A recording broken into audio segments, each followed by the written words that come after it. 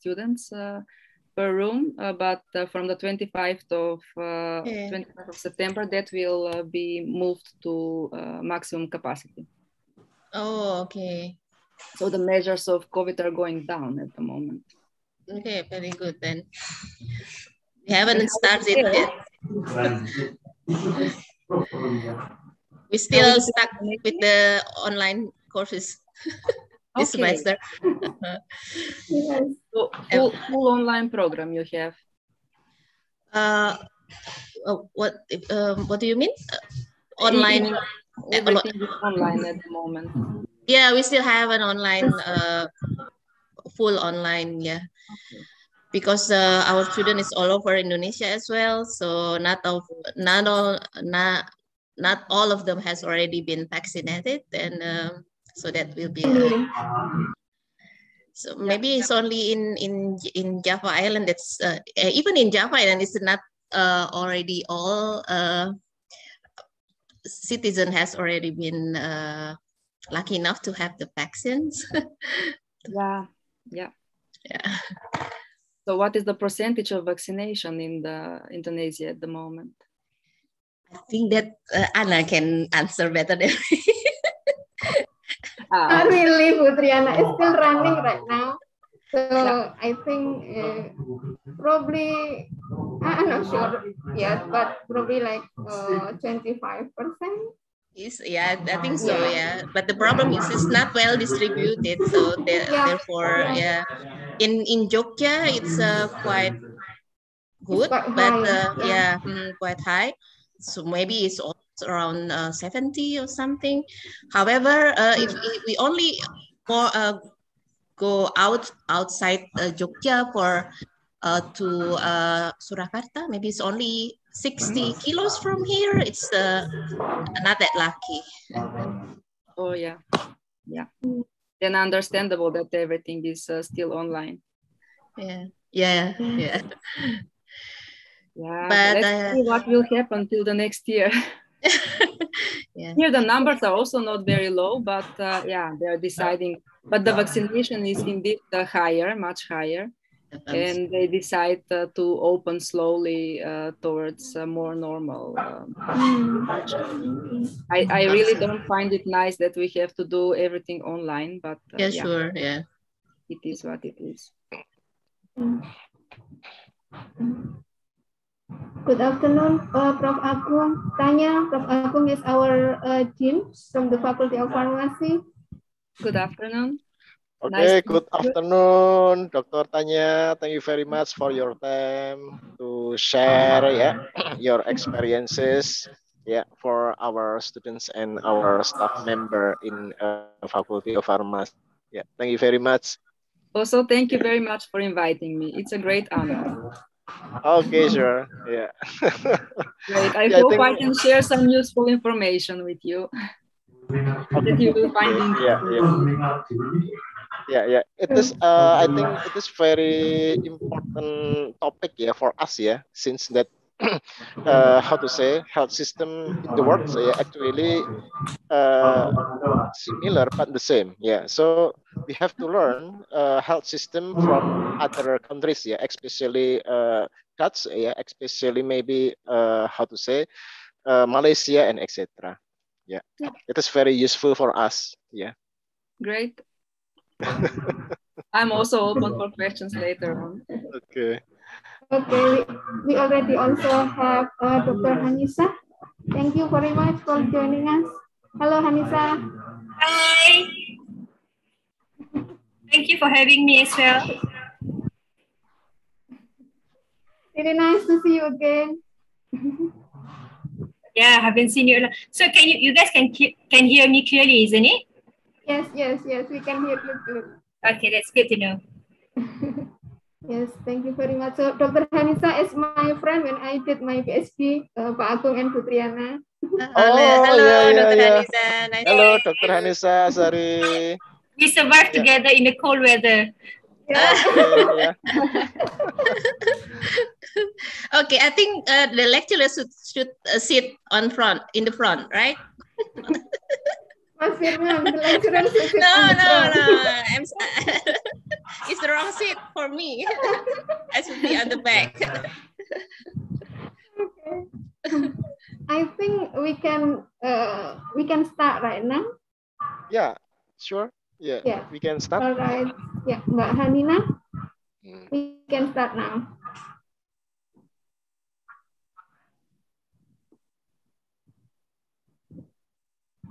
Assalamualaikum warahmatullahi wabarakatuh. Good Waalaikumsalam. afternoon, ladies and gentlemen. First of all, we would like to welcome the faculty management member, the Dean of Faculty of Pharmacy, Universitas Gadjah Mada, Profesor Agung Endro Nugroho, the Vice Dean for Academics and Students Affairs of Faculty of Pharmacy, Universitas Gadjah Mada, Profesor Triana Hertiani, and also the guest speakers, Tanya Frans Farmby from University of Groningen, Netherlands, and Dr. Hanisa Azari from University Kebangsaan Malaysia, and all distinguished participants. Welcome to the international webinar on health system and roles of pharmacists in Netherlands and Malaysia, September 18th, 2021. Thank you all for being able to join this webinar in the middle of your busy schedule. My name is Hanina Zarfani. I'm a student in the Pharmacist Education Program of the Faculty of Pharmacy, Universitas Gadjah Mada, and today I'm very honored to be a Master of Ceremony. Here, we would like to also inform you about today's schedule. The first one, there will be an opening remarks from the Dean of Faculty of Pharmacy, Universitas Gadjah Mada, by Professor Agung Endro Nugroho. And then there will be a guest lecture by the first speaker, Tanya Frans Farmby from University of Groningen, Netherlands, and followed by the question and answer session. And then there will be a guest lecture by the second speaker, Dr. Hanisa Azari from University Kebangsaan Malaysia, followed by the question and answer session, and last but not least, the closing. And before we start, please allow me to remind you about the ground rules for today's webinar.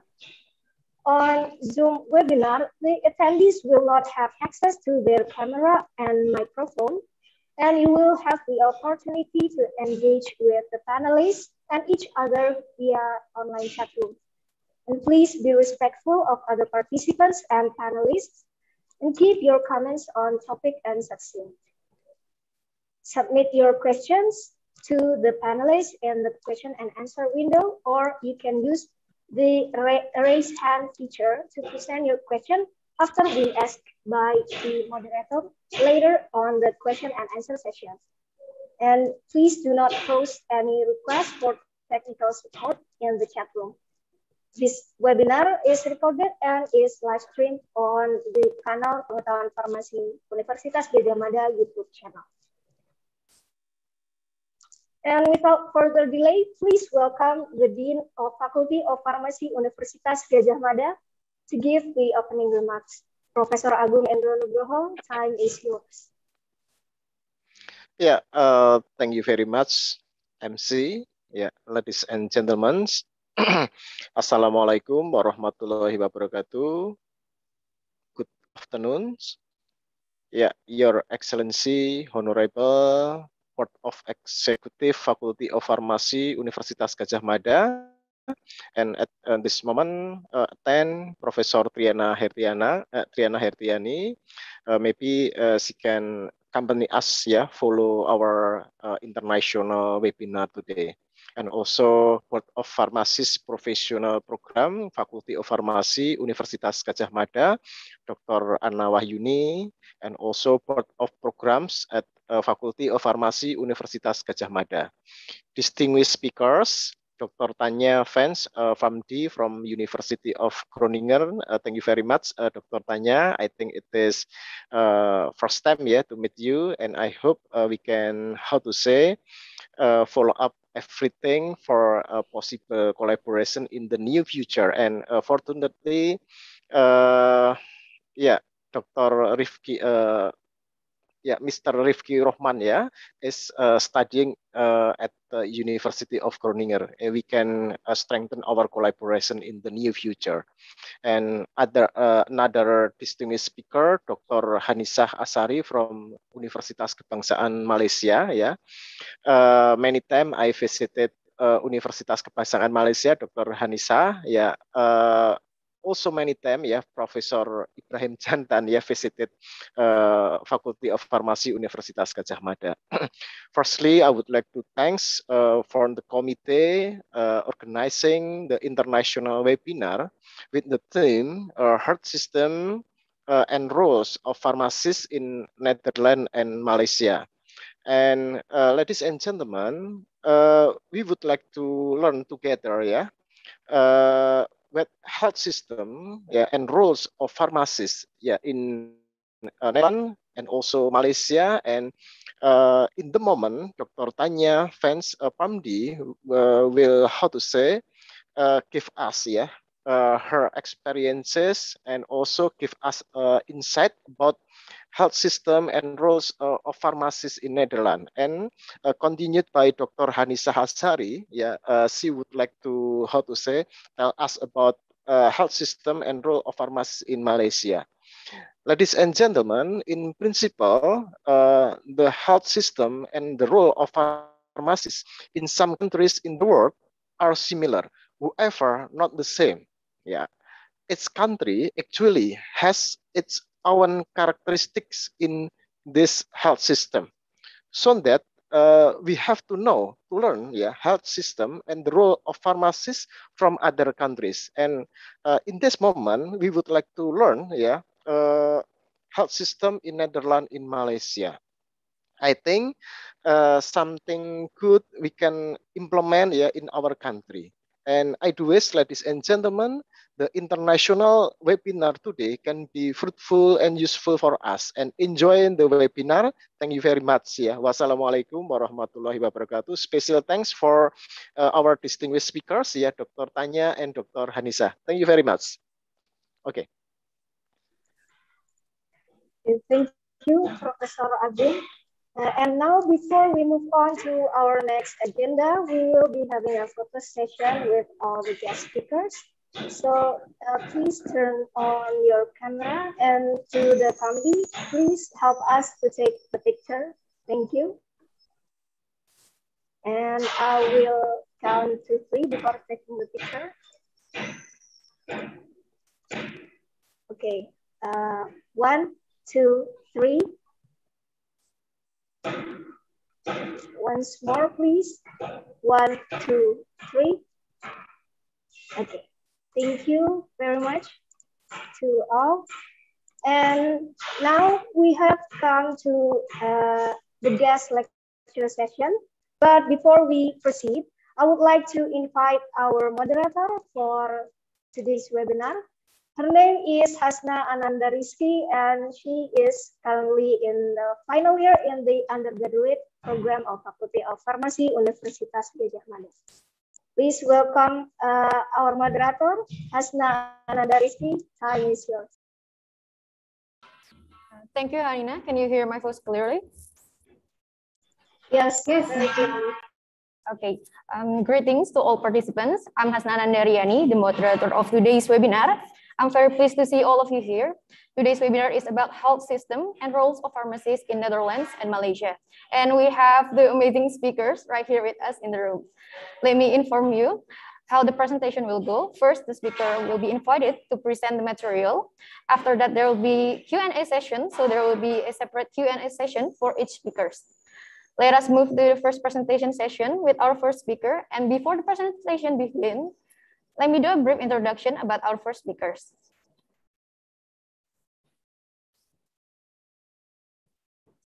Our first speaker today is Tanya Vance Pamdi. So Tanya is a project leader of the Pharmacy Simulation Game International at the Department of Pharmacy, University of Groningen. She is also holding a postdoc position at the University Medical Center of Groningen. She was awarded her PhD from University of Groningen with the research on how to optimize the medication safety in the real world in the fields of pharmacoeconomics, education, policy, and practice. She then worked for 1.5 years in the National Pharmacoinformatics Center of the Faculty of Pharmacy. She also has 6 years experience in the pharmaceutical industry as a regulatory affairs specialist responsible for placing various medication and medical devices on national market. Now allow me to welcome the speaker. Hello, Tanya. Nice to see you again. Hello, everybody. Good afternoon. Thank you very much for your presentation, and thank you for inviting me to be part of this webinar, an educational webinar of your university. I will now try to share my screen and see if that works correctly. And then proceed with the presentation. Can you all see my presentation now? Yes. Okay. Okay, great. Tanya. Okay, Tanya, you can start the presentation. The time is yours. Thank you very much. As you said, I will first give some insight of the healthcare system in the Netherlands. I will talk about the education, in particular education of pharmacists, and I will give example of a pharmacy education tool called the pharmacy game in the Netherlands.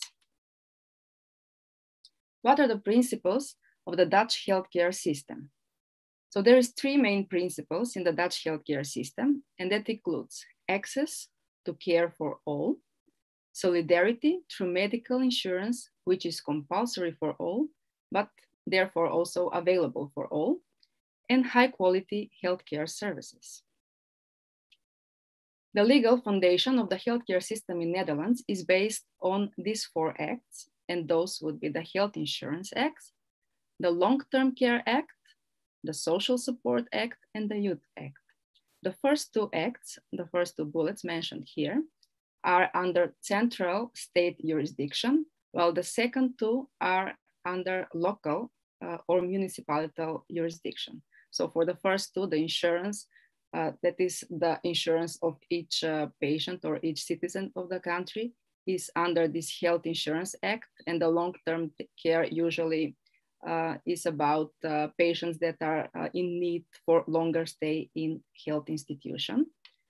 While the second 2, the municipalities decide locally what kind of social and youth care they will provide for the citizens living in that area.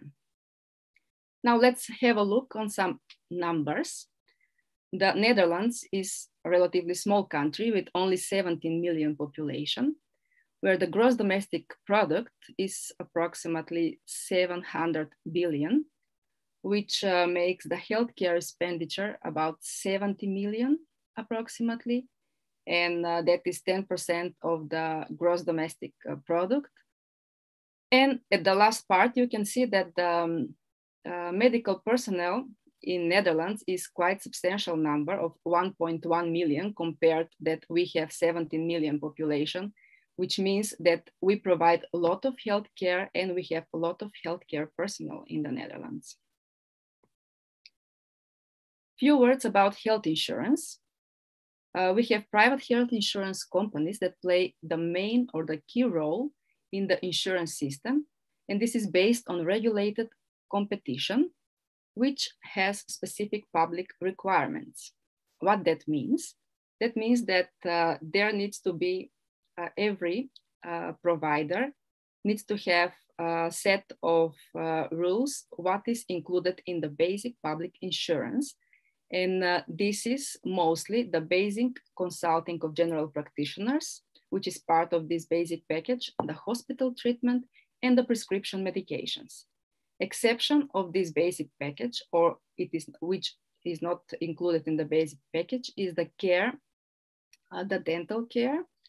So the dentist, it's paid additionally, or you need to have some insurance package that is more expensive and covers these costs.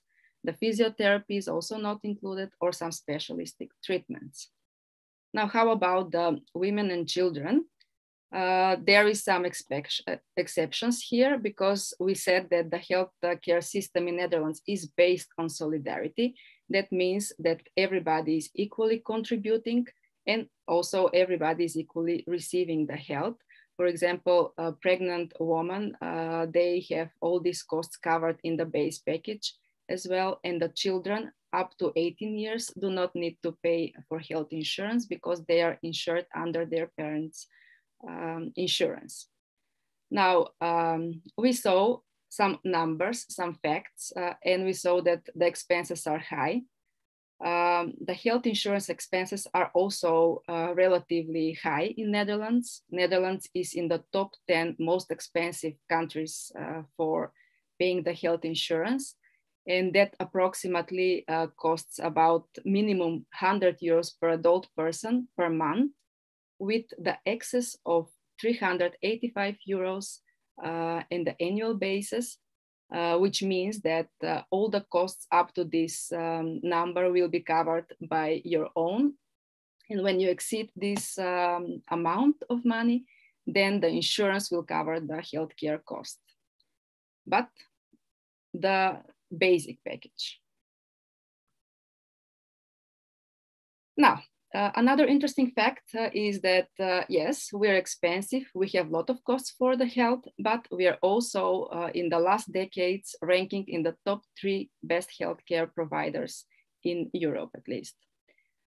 So the healthcare services, here I just presented in the first 2 bullets, the institutions where is given the biggest care in the health. And then I have the healthcare workers that are most commonly provided the healthcare. So the very important role is in the primary care is the general practitioner. He has a quite expanded role in Netherlands. What is characteristic for the general practitioners is that that is the first contact for every health condition. He's giving the reference to go and visit specialists further. So you cannot just go to a specialist for a check yourself. And also for woman health, the general practitioners during the pregnancy is the first contact that is following the pregnant woman, or sending her not to specialists, but to special nurses that are following this process of the pregnancy. And talking about pregnancy, something that is characteristic for the Netherlands is that every woman is receiving care after the delivery with nurse coming at their homes and taking care of the baby and of the mother for substantial days.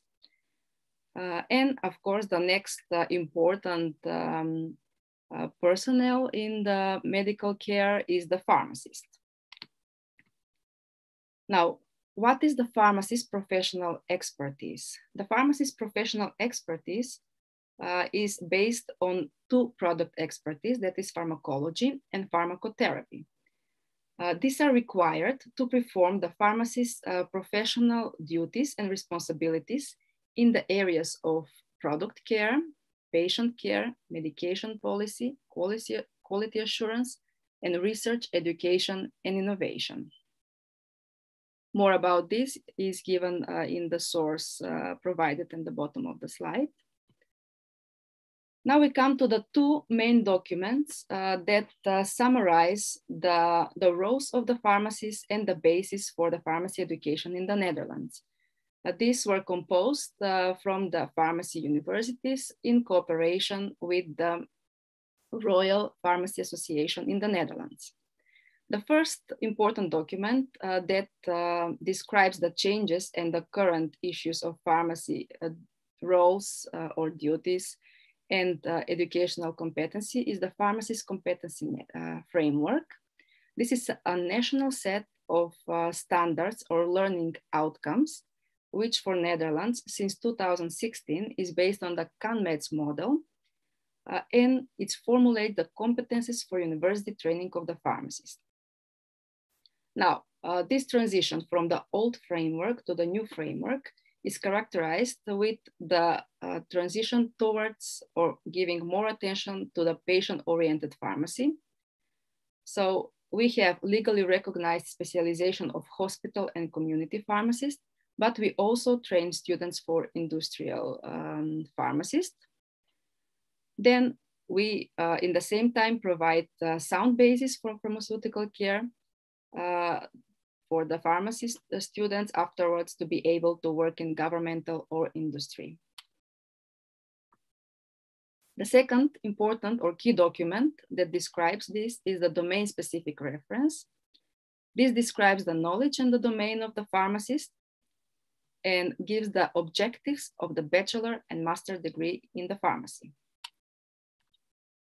So now let's hear a few words about these levels of education in Netherlands. So we have the bachelor degree in pharmacy, we have the master degree in pharmacy, and then you can register in the big register, which is the Dutch Individual Healthcare Professions Act, and then you're licensed pharmacist. The bachelor program has learning outcomes that are based on the Dublin descriptors, and those identify knowledge and understanding. So the bachelor students need to apply knowledge to understand, to be able to evaluate and to give judgment. These things are based on, or the requested competences in the bachelor degree are communication and leadership. The bachelor program is composed on the way that it prepares students for the next step, and that is the master program of pharmacy. Most of the students from the bachelor level decide to continue master. They can continue that in the same university, or they can decide to go to another university to perform master studies. But some of them also decide to go completely in different direction or out of the master of study and continue their studies, for example, 2 more years in a master of science. With the master degree in pharmacy, this education is modeled on the CANMED's competences framework, which describe 7 competences. And out of those 7, the core competence is pharmaceutical expertise. What is characteristic for the Dutch educational program of pharmacy is that it is aligned with the European and national standards. We have recently several key organizations in the Europe and world that are working on harmonization of these competences across the pharmacies faculties around the world. For Europe, for example, that is the European Association of Faculties of Pharmacy. I believe they started in 2011 a project to check what are the differences in the pharmacy curricula across the universities in Europe. And they did came across quite some sustainable differences in these universities. But the main thing and focus towards the future education of the pharmacists was moving from the chemical education or education of only chemistry to more clinical education for the pharmacy students. Then we have the organization of International Pharmacy Federation of FIP that is looking into these points, but also the World Federation of Medical Education, which was the first one to look at the competence-based frameworks. What makes the education of pharmacy or in the faculties of pharmacy in Netherlands different than the other faculties in Europe is mostly the years of study. In Netherlands, that is bachelor plus master 6 years, and in the other faculties is 5 years. I see questions and hands. Shall we stop and attend the questions? What is the idea? I think you can continue, Tanya. And come back to the questions at the end?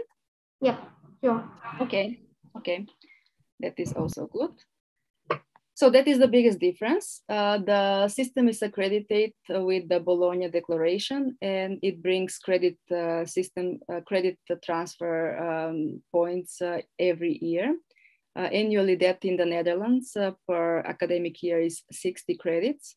So that will mean 3 times 60 credits for the bachelor degree, 180, and 180 for the master degree. So you finish the study of pharmacy with 360. I hope I did a good mathematics now.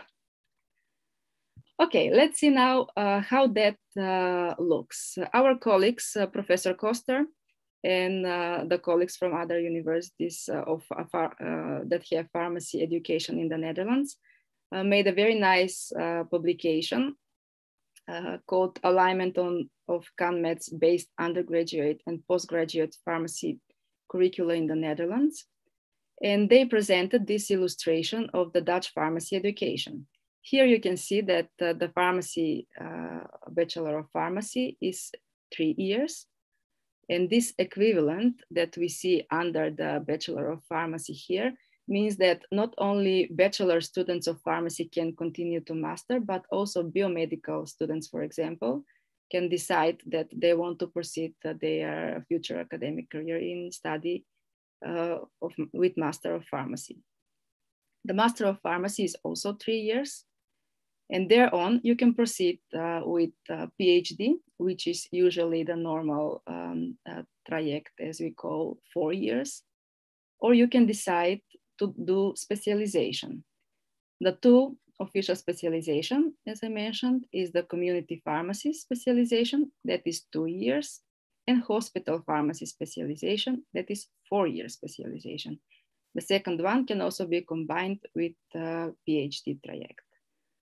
All pharmacists need to follow the lifelong learning activities and re-register every 5 years.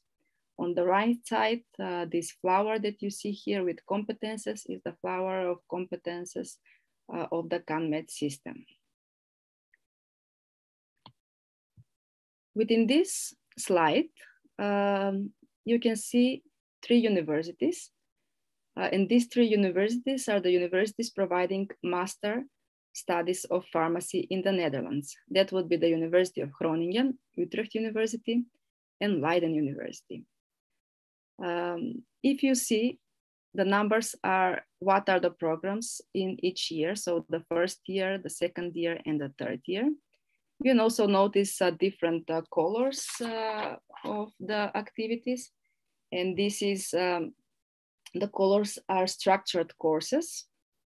In the white color, you can see the courses that are obligatory for all the students of pharmacy. Then the pink sound color is indicating the individual subjects or the elective courses. The blue color is displaying the courses that are experiential internship and that require between 50 and 60% of physical presence at the workspace. And the yellow ones are the courses that give full-time internship credits, and they require more than 80% presence at the workspace. On the right side of the slide, you can see the references of each university. I gave you the main emails of the university with the sub links of the bachelor's and master studies at that university. What is characteristic for the Netherlands master program is that this, according to the legal act, is given only in Dutch. So if you want to proceed this program in Netherlands, you need to have knowledge of the Dutch language. An interesting model that we can notice in each of the master pharmacy curricula of this university is here in the third year at the University of Groningen, we can see gimmicks and practice research, and that is the pharmacy game in the University of Groningen. At the Utrecht University, in the first year, we see serious game, which is also the pharmacy game concept implemented in this university, and this year, that will be also implemented at the University of Leiden. Now, talking about concrete courses, let's see what the pharmacy game is and how we do this training. The pharmacy game is innovative educational model that combines simulation of pharmacy practice environment with serious gaming. This was designed to deliver capstone learning experiences intended to integrate and synthesize all prior learning towards development of students' professionalism and professional identity. This was developed at the University of Groningen 21 years ago, this concept, until now is still used and also implemented in 7 other universities across the world. So not only the 3 Dutch universities from Utrecht, Leiden, and Groningen is using this educational concept, but also we have 2 English universities or British universities from the University of Bath and University of Nottingham that are using this educational concept. Then we have in Belgium the Vrije Universiteit Brussels. We have Lithuania in Europe and the newest partner, University of Oslo in the Scandinavia. And we also have this concept implemented within the pharmacy curricula at the University of Griffith University in Australia. So why implementing this kind of education? The basics, why this was developed was because we thought for the things that we have to learn before we can do them, we learn by doing them. So we're learning during the pharmacy game by doing things. Actually, students are doing things themselves. This is one schema or graphic of how this course looks like. So we divide all the students in pharmacies, in teams, and each team needs to run their own pharmacy. For example, 1, 2, 3, 4, 5 pharmacies. Every team has assigned team coaches. So they need then to organize their complete pharmacy from the beginning, from setting up mission and vision and business plan to organizing the personnel and who is working and what is working and doing in the pharmacy, till the last moment, working on prescription and communication with the patients and other healthcare workers. This communication is done through the medium of interaction presented in the slide. And we have actors that are playing patients while visiting the pharmacies of the students, and the game management team or the teachers are organizing all the activities around the pharmacy game. Now let's see. Okay. The learning goals of the game are based on this CanMEDS model that I mentioned several times in my previous slides. And these are here the 7 competences of the pharmacists that we are aiming to achieve during all the studies of pharmacy. And what I have given in the red are the main areas or the learning goals of the pharmacy game itself. So we teach students to communicate, we teach students to collaborate better, we teach students leadership, to be good managers or leaders. And then we teach students, of course, the main pharmaceutical expertise.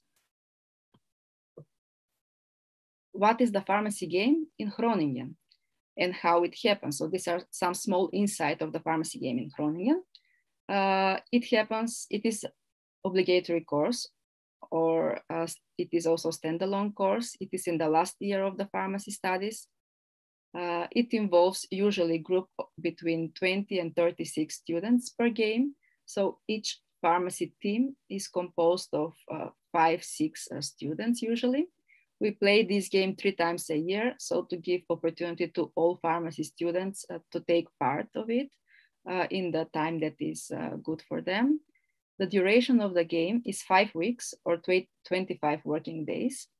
And it is divided on 11 practical days where the students are physically in the pharmacies and working as a real pharmacist, and 14 theoretical or study days when they're getting familiar with the basics of what is business plan, how to make business plan, and other topics. Then we have individual and team assignments during this course activity. Individual assignments are, for example, communication with general practitioner, communication with patient, which is here stated as actor.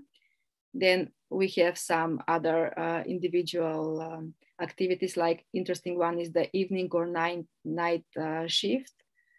This is the students that are participating in this course are really simulating the work of a real pharmacist. So they're working, for example, from 9 till 5 working hours in one day, and they need to decide who is working the night shift, because it happens that we call them in the middle of the night to ask for advice or prescription, which happens in the real life as well. The team activities is working on prescriptions, writing this business plan, annual report. They need to organize opening of the pharmacy. They need to think about their own projects. They need to take care of the quality, use risks, errors analysis to make during the work in the pharmacy. They need to perform vacancy job interviews and make a vacancy for new personnel in their pharmacy. They're consulting with the GPs and making these small or big projects. That means that the students can come up with their own idea, like, okay, our pharmacy will now give advices for pregnant women. And this kind of activity is accounted for small project. Or they can also say, okay, we will establish cooperation with healthcare center. And this activity will require project management skills and will be in duration of few days. So this brings more points to the student team because they put more efforts in organizing this. How we display the results or outcomes is through points or patients gained or patient lost during the activity. So if the student perform good, they get more patients in the pharmacy. If they perform worse, they lose patients on the pharmacy. In the beginning of the game, they're all assigned 8,000 patients, and this number is varying with the daily activities. We display this on the online software of the pharmacy game through, the winner is with the gold medal, then we have silver and bronze medal. We make it a bit interesting because it's still the gaming concept. And exactly this gaming concept is inspiring the competition spirit. So the students are willing to do and perform good. So they be the winner of the day or the winner of the game at the end. And the individual scoring is then based on the peer assessment, self-reflection, and the communication with the patient or actors coming at the game. What is nice about this educational concept is that captures elements from several assessment models. Obviously, since it is live simulation, it is simulated patient encounter or role play assessment model. Then we have the OSCE assessment model elements included in the game, the workplace-based assessment, portfolio, EPA, and it reflects the essential components to stimulate the lifelong learning process. The another added value in this educational concept is the interprofessional collaboration within the pharmacy game. In the example of University of Groningen, we are collaborating with pharmacy assistants in training on two ways. These students can come as actors during the game and experience the advice giving from our students, which are the pharmacists. And they can also apply for job position at a particular pharmacy by writing their motivation letter and preparing the CV, and they go and perform the interviews with our pharmacy students, which are the pharmacists and the manager of the pharmacy. From the other hand, we also collaborate with the medical students and general practitioners in training in two areas. First is communication about the patient. So if we have prescription that is not clear or we think it's wrong, then they need to call to the general practitioner and get explanation why is that so and make a decision about it. And there is also activities here that are happening between the general practitioners and pharmacists. It's they are meeting together to discuss current pharmacy issues and current treatment issues or patient issues together. So it's a kind of cancel for advices, future advices. And this we are also simulating during the game and putting these students to work together. So yes, we do work with in the interprofessional education with pharmacy students, pharmacy technicians, medical students, but there is also space to add new collaborators and to make this experience for the students even more real, because together, of course, we all learn better. Now, let's see what are the testimonials of the students taking part of this game. I thought this would be something interesting to share with you. For any further question after the session, I'm also available through my email, or you can visit the Pharmacy Game Education webpage. Now.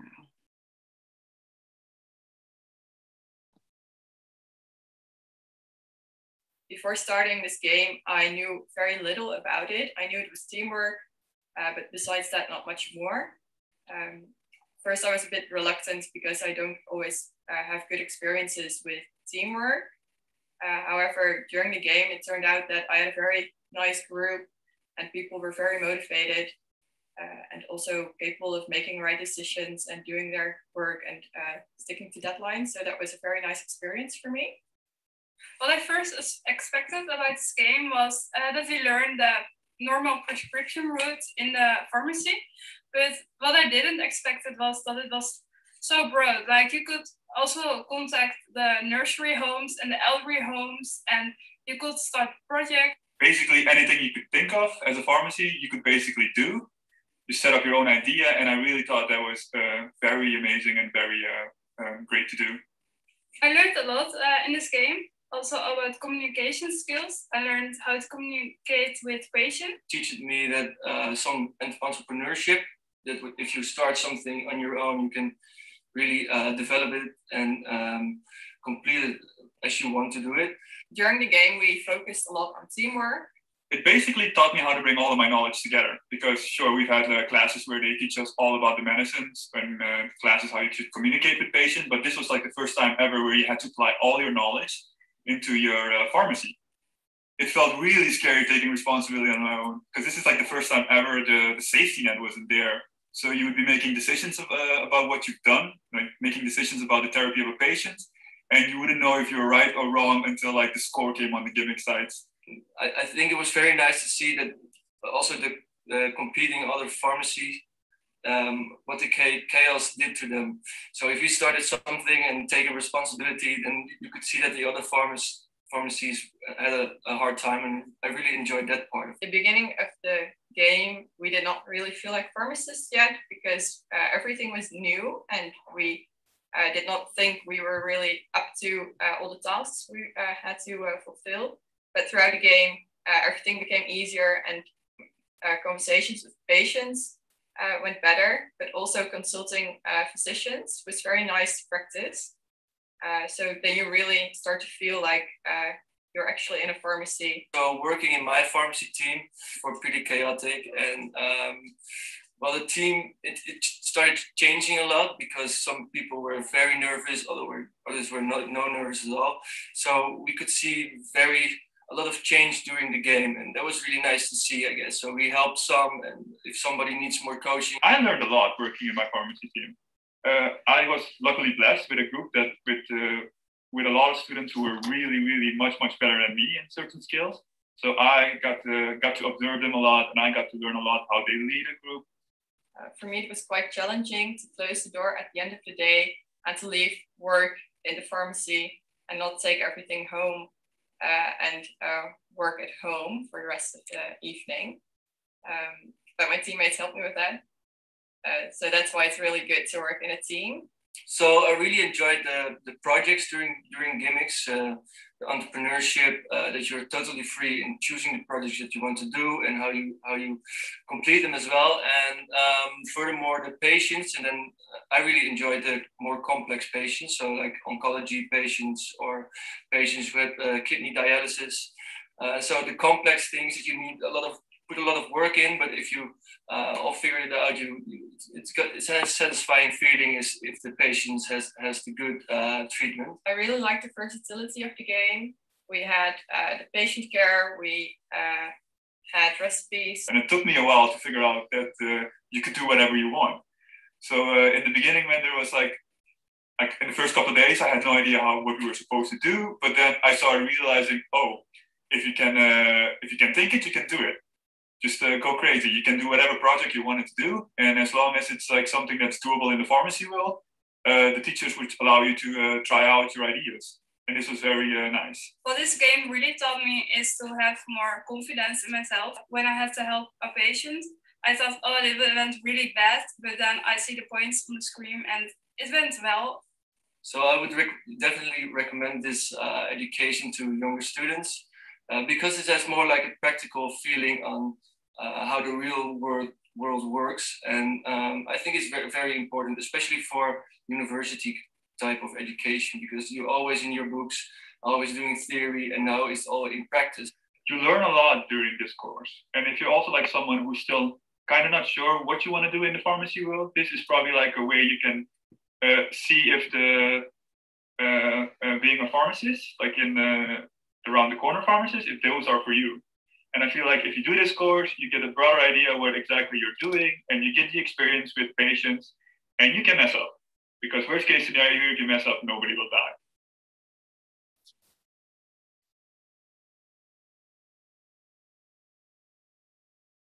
Okay. Now, we heard what our students are thinking about and what are the experience during playing this pharmacy game. And now let's hear your students and your questions. Okay, thank you, Tanya, for the presentation and for sharing your experience with us.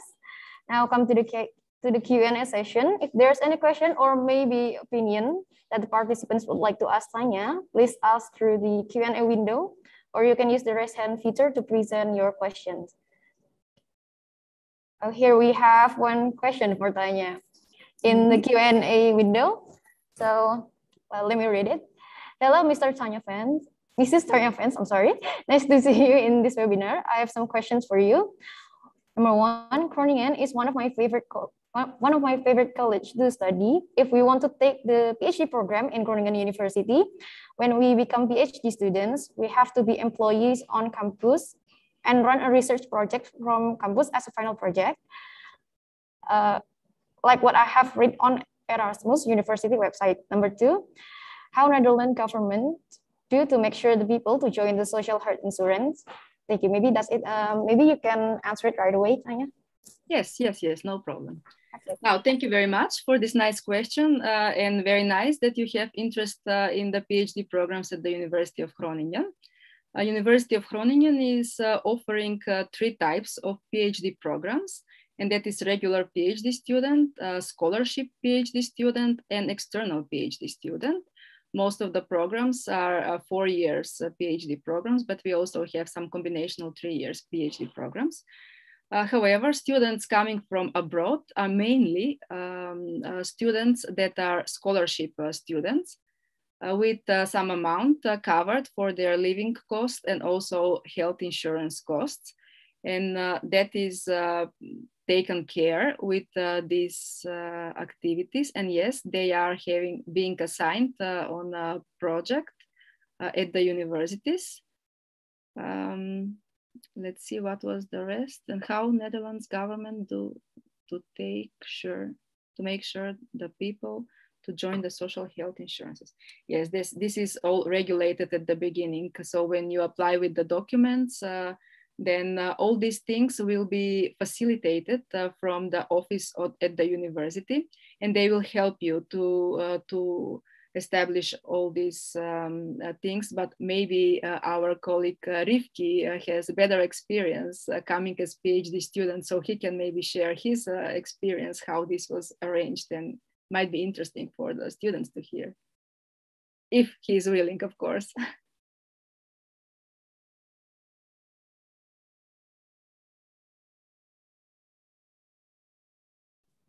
I think Mr. Rifki is having a trouble with the microphone, right? And he's typing the answer on the question. Okay. Okay.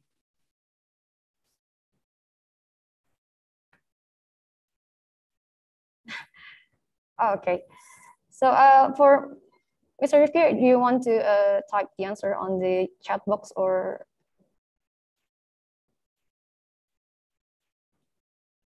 Okay.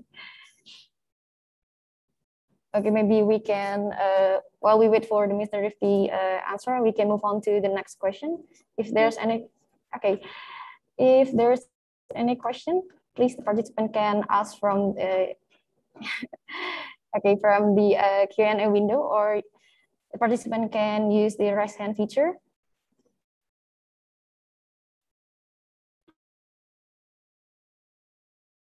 Now, what is important in the meanwhile, well, the question comes, is to say that we are constantly working on improving the educational concepts. So we are looking outside these frameworks all the time. So what can we implement extra? What is contributing to the value of the education? Concretely, since I'm working in the team of the pharmacy game, I have most experience to talk about this educational tool. And in 2 days, we also have a webinar where we will explain about the roles of pharmacists like lifestyle coach. So it is not only pharmacists that is, yes, we are expert of medicines, but we need to be communicators and to communicate health with the patients. And communicating health, it doesn't always mean communication or advice about medicines. It can also mean advices about the healthy lifestyle. And that is something new that we are now currently looking into, and we'll be discussing it in 2 days. So if you are interested, you can also join this webinar. Thank you, Tanya. I will join that webinar. Yes. All right. While we're waiting for the next for the questions, that's you explaining a lot about the pharmacy game. Can you please explain more? I mean, is it a real pharmacy? So the student need to build a real pharmacy, or as you said that the student need to make like in a group, they need to make a pharmacy 1, pharmacy 2. It is a real pharmacy or a kind of or simulated pharmacy or something like that. Yeah. Can you please explain more about that? Yes. Yeah. Thank you very much for this nice question. So the simulation of pharmacies is live simulation, which means that the students are really going to rooms where they are organizing the room to be their own pharmacy. And they're receiving live patients, but they're also, because of the COVID situation that started 2 years ago, now receiving online patients. And this is the way that we are giving our students international experience with international patients. They can join online and perform the case with the students and assess afterwards each pharmacy how they did the case. And there is also one more question I see that about the game software, if that is patented and if it can be used only to be used in the Groningen. This is a licensed product. It is patented, but the license can be purchased from the University of Groningen. As I mentioned in my presentation, there is 7 more universities around the world that are using this concept, and this is expanding every year. So we will receive also new partners of the pharmacy game in the coming years. And this network of users of this educational concept, it is a very good and motivational working group that is always coming up with practical solutions and new ideas of further development of this course or this educational concept. Okay, thank you, Tanya. Oh, we have another 2 questions in the Q&A window. First, we have from an anonymous attendee. I heard Groningen University and Universitas Gajah Mada has a sandwich program for PhD students. Can you explain about the program and the requirement for that program? Thank you. Maybe you can answer this question first.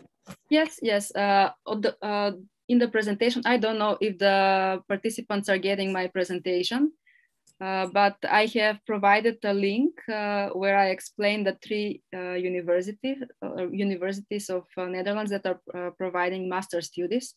In the master link program for the University of Groningen is also the requirements for the PhD programs, what you need to perform or what kind of background information and documentation you need to provide before starting this program. So just checking there will give you the exact details. Okay, thank you. I'm sorry, do you want to continue?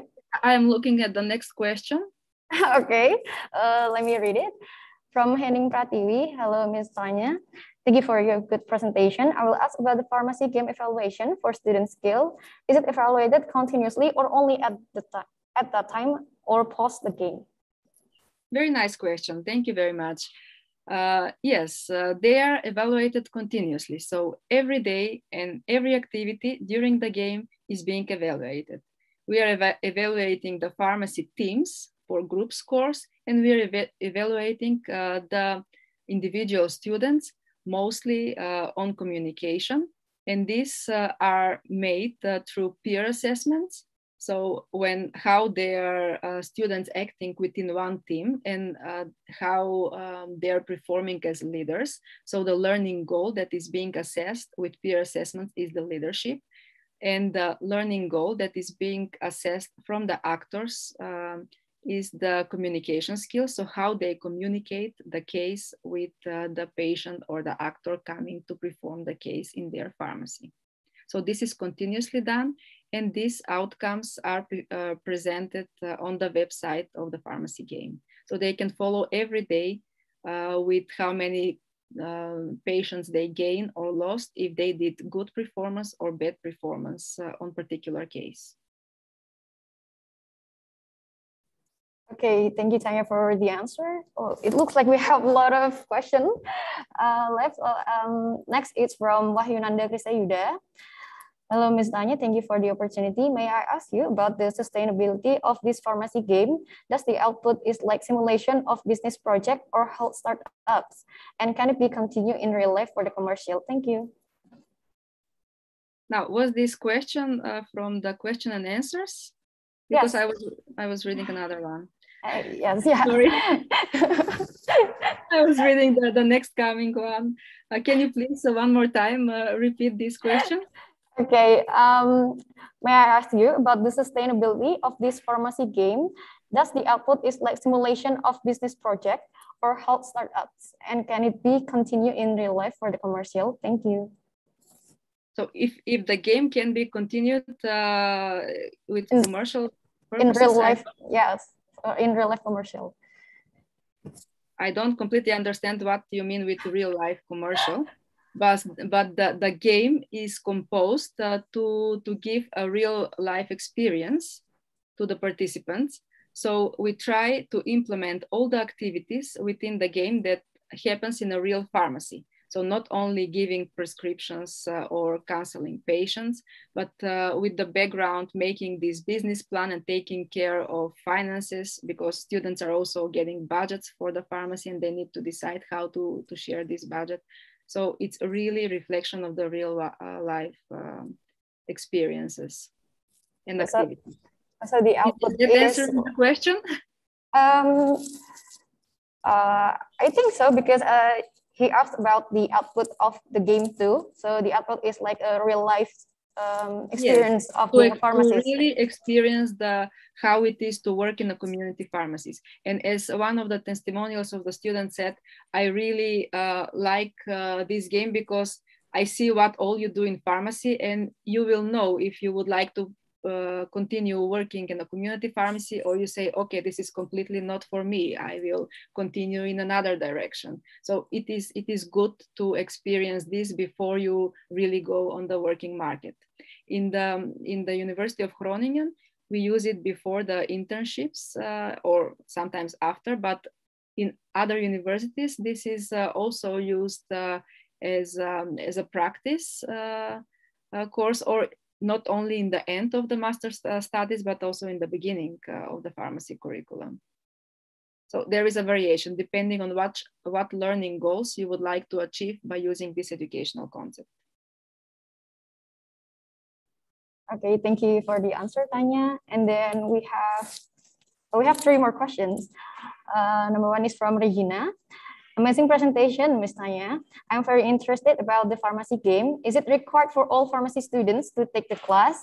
What semester do the students usually take the program? And usually, how long does the pharmacy game last? Thank you in advance.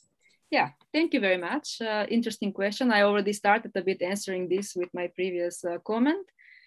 So in Groningen and 6 more universities, is indeed obligatory activity. So it's compulsory course, and all the students need to take this course. The difference is that this activity in each of these 7 universities is placed in a bit slightly different position. In some of them is the end of the bachelor, some of them is the beginning of the master studies, some of them is end of the master, like in Groningen, and that depends exactly of the learning goals that we want to achieve. So if you want to achieve expertise and communication and leadership, we go to the higher classes. If we exclude the leadership and we only want to train communication, then we go to lower years of pharmacy education.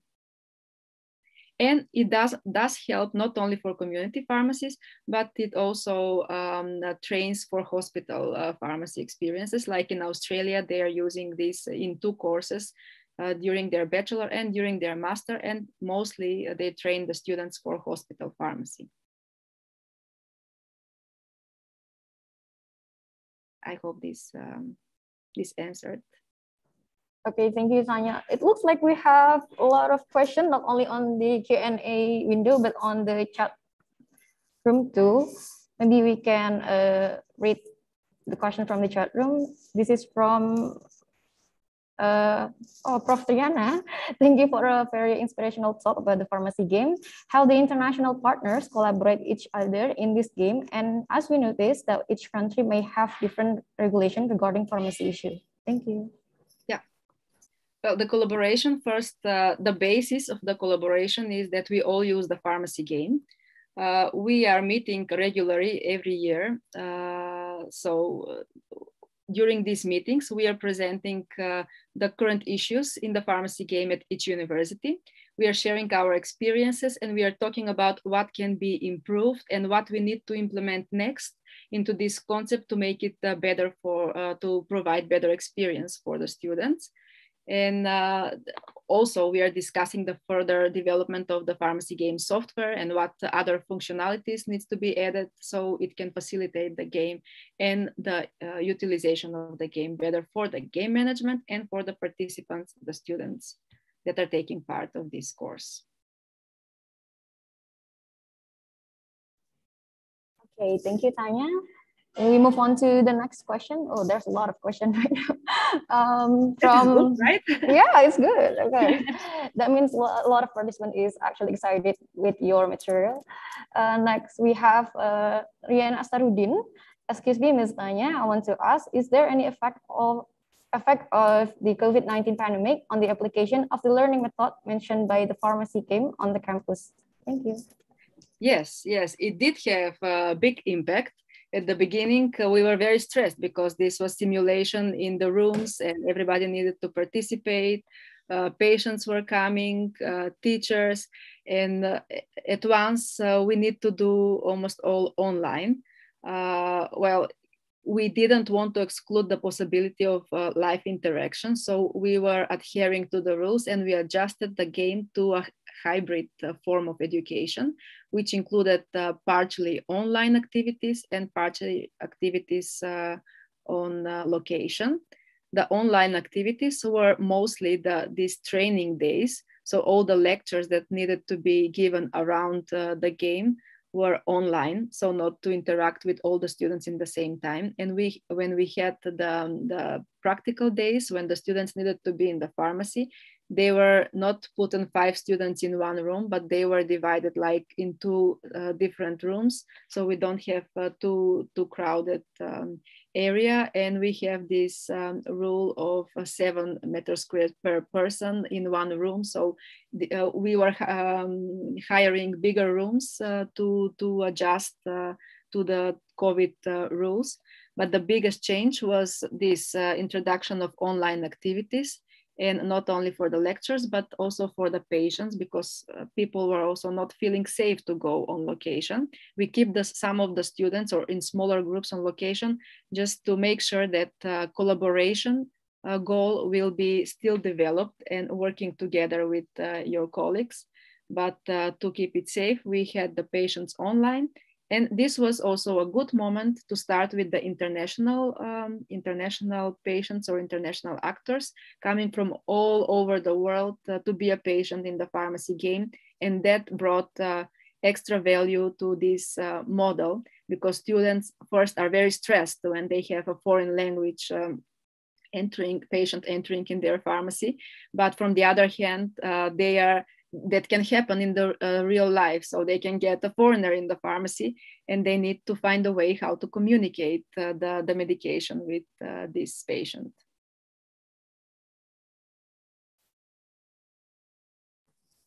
Okay, Tanya. I think we can move on to the next question. Here's from anonymous attendee. Thank you for your excellent presentation. I'd like to ask about the pharmaceutical games. Is there a simulation for industrial pharmacies? Because I myself prefer to work in research and industry rather than working in hospital or in clinics. Similarly, I'd like to ask if there is a pharmacy specialty program for industries or even drug discovery and development in Groningen University. Thank you.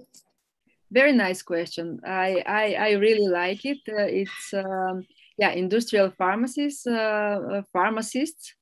We are not training with the pharmacy game, but there is indeed master specialization of pharmacy industry, not at the University of Groningen, but at the University of Leiden.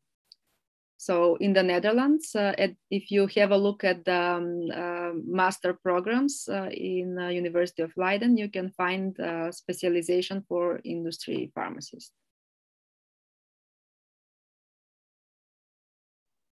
Okay, thank you, Tanya. And then we have the last questions, I think because of the time limit too. Okay, we'll move on to the question from Romy. Okay.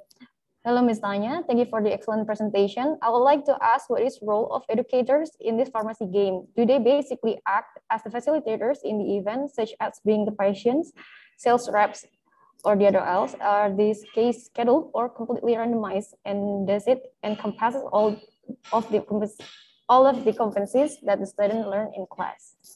Yeah, thank you very much. Very good question as well. Yes, the role of the game management team is first this is a course. So the course needs to be coordinated, need to be prepared. So we prepare it as every regular course. And then regarding with the specifics to the game management team is the one that need to set up the start and end game of the end date of the game. They need to populate the game with which cases will be played. They need to arrange the actors that are coming to play the cases. And these actors, it's not only patients with problems, but they can be, as you mentioned, also health inspectors or other health workers. Sometimes we do have colleagues of ours that are coming as patients, but mostly we are having voluntarily application from patients that are coming, and those are usually our PhD students at the university that would like to experience how it is to be patient.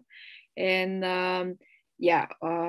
can be also relative of the teachers that apply to be patients. So we also have non-medical personnel that is playing patients during this game.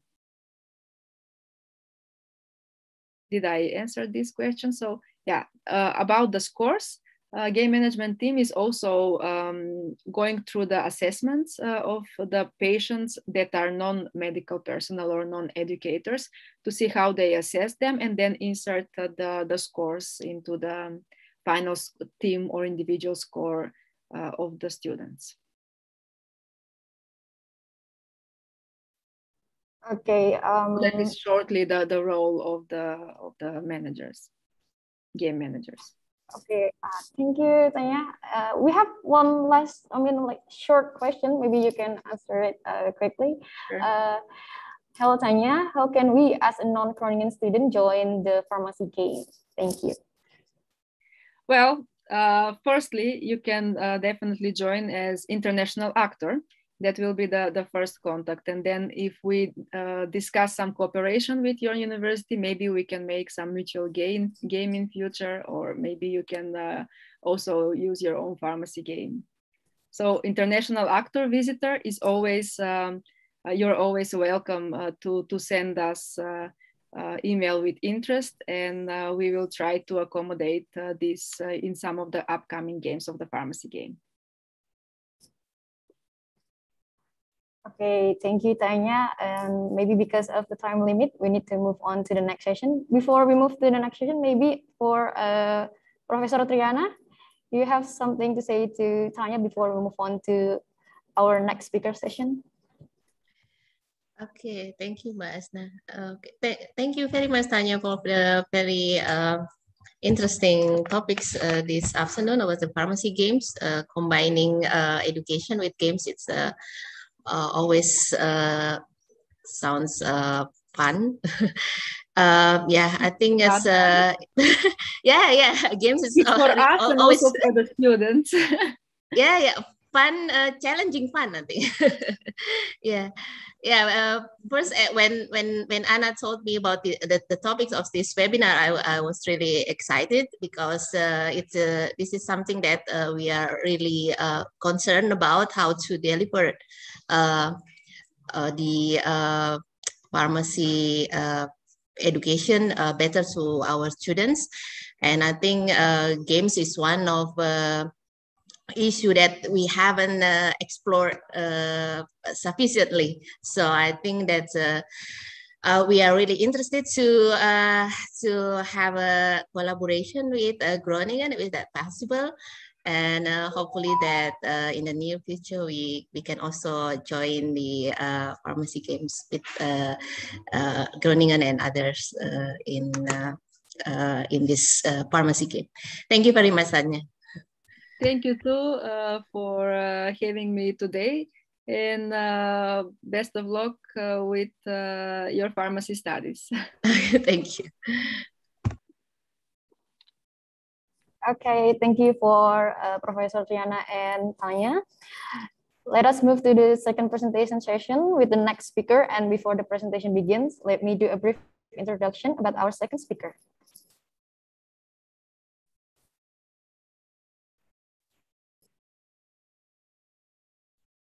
Our next speaker is Dr. Hanisa Azari. Dr. Hanisa Azari is a pharmacist and a lecturer in Faculty of Pharmacy, University Kebangsaan Malaysia. She was awarded her Bachelor of Pharmacy, postgraduate certificate in pharmacy, and PhD in pharmacy from the School of Pharmacy, University of Otago. She is also a certified compounding pharmacist in non-sterile compounding, Medica, Australia. Her research interests include drug delivery to the brain, topical formulation for wound healing, natural products for skin disease, and zebrafish model. Now, allow me to welcome the speaker. Hello, Dr. Anissa. Hi. Hello, pleased to meet you. Okay, Dr. Hanisa, you can start the presentation. The time is yours. All right. 1 minute.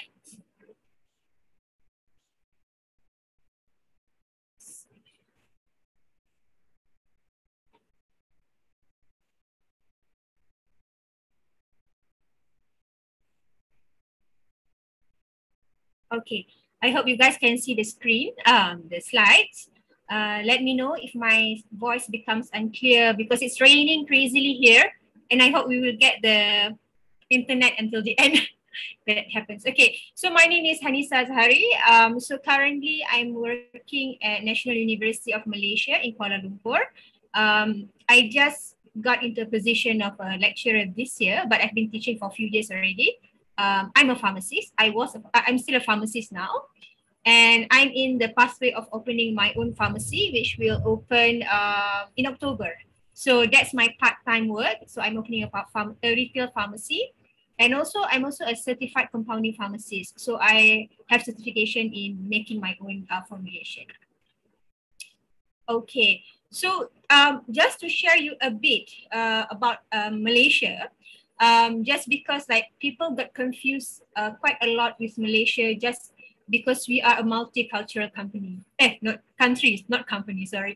So it was known initially as Tanah Melayu, which is translated to English as the Malay land back then. And then we were invaded by Japan, followed by British, and we got our independence on 31st of August, 1957. And the name, it was Tanah Melayu back then. But then we were established, we changed the name into Malaysia on 16 September 1963. So we had our celebration a few days ago to celebrate the commemoration of Malaysia. So our locals are mainly Malay, so that's the biggest population, followed by Chinese, Indian, and our own local tribes. So we basically a multicultural country. So we are also known for our foods. So even though I'm a Malay, I eat Chinese food. So my breakfast this morning was Chinese food. My breakfast yesterday was Indian foods. So we live in a very multicultural country. So we work together, we live together, we live in a, that also means that our country, we serve a different culture. So we are not like certain countries that 90% are the original and then the 10% are the people who come and live in their country. But we are originally four main race. Okay. So I'm going very basic today, so I'm not going in depth. So just to share with you about our country and our health system. So our general health system has three components. So we have government facilities, private facilities, and alternative medicine practitioner. So interestingly, we as compared to other Western countries, we are doing and giving free healthcare to our people. So to the residents of Malaysia who are citizens of Malaysia, they get free healthcare in the government facilities. So they only paid less than $2. So that's a very low amount that they have to pay to go to see a doctor. The medicines are free, so they pay this $2 to get everything for free. Even they are admitted to the hospital to do surgery, they can get it for free. For example, when I give birth to my kids, to my twins, so I had to go cesarean section. So I only pay 50 ringgit, which equal to $10, $10, and I have cesarean section. I have all this procedure. I stay in the hospital for 5 days, and what I paid is only the price of the diapers. Even foods are free, so we only pay the diapers, which cost about $10.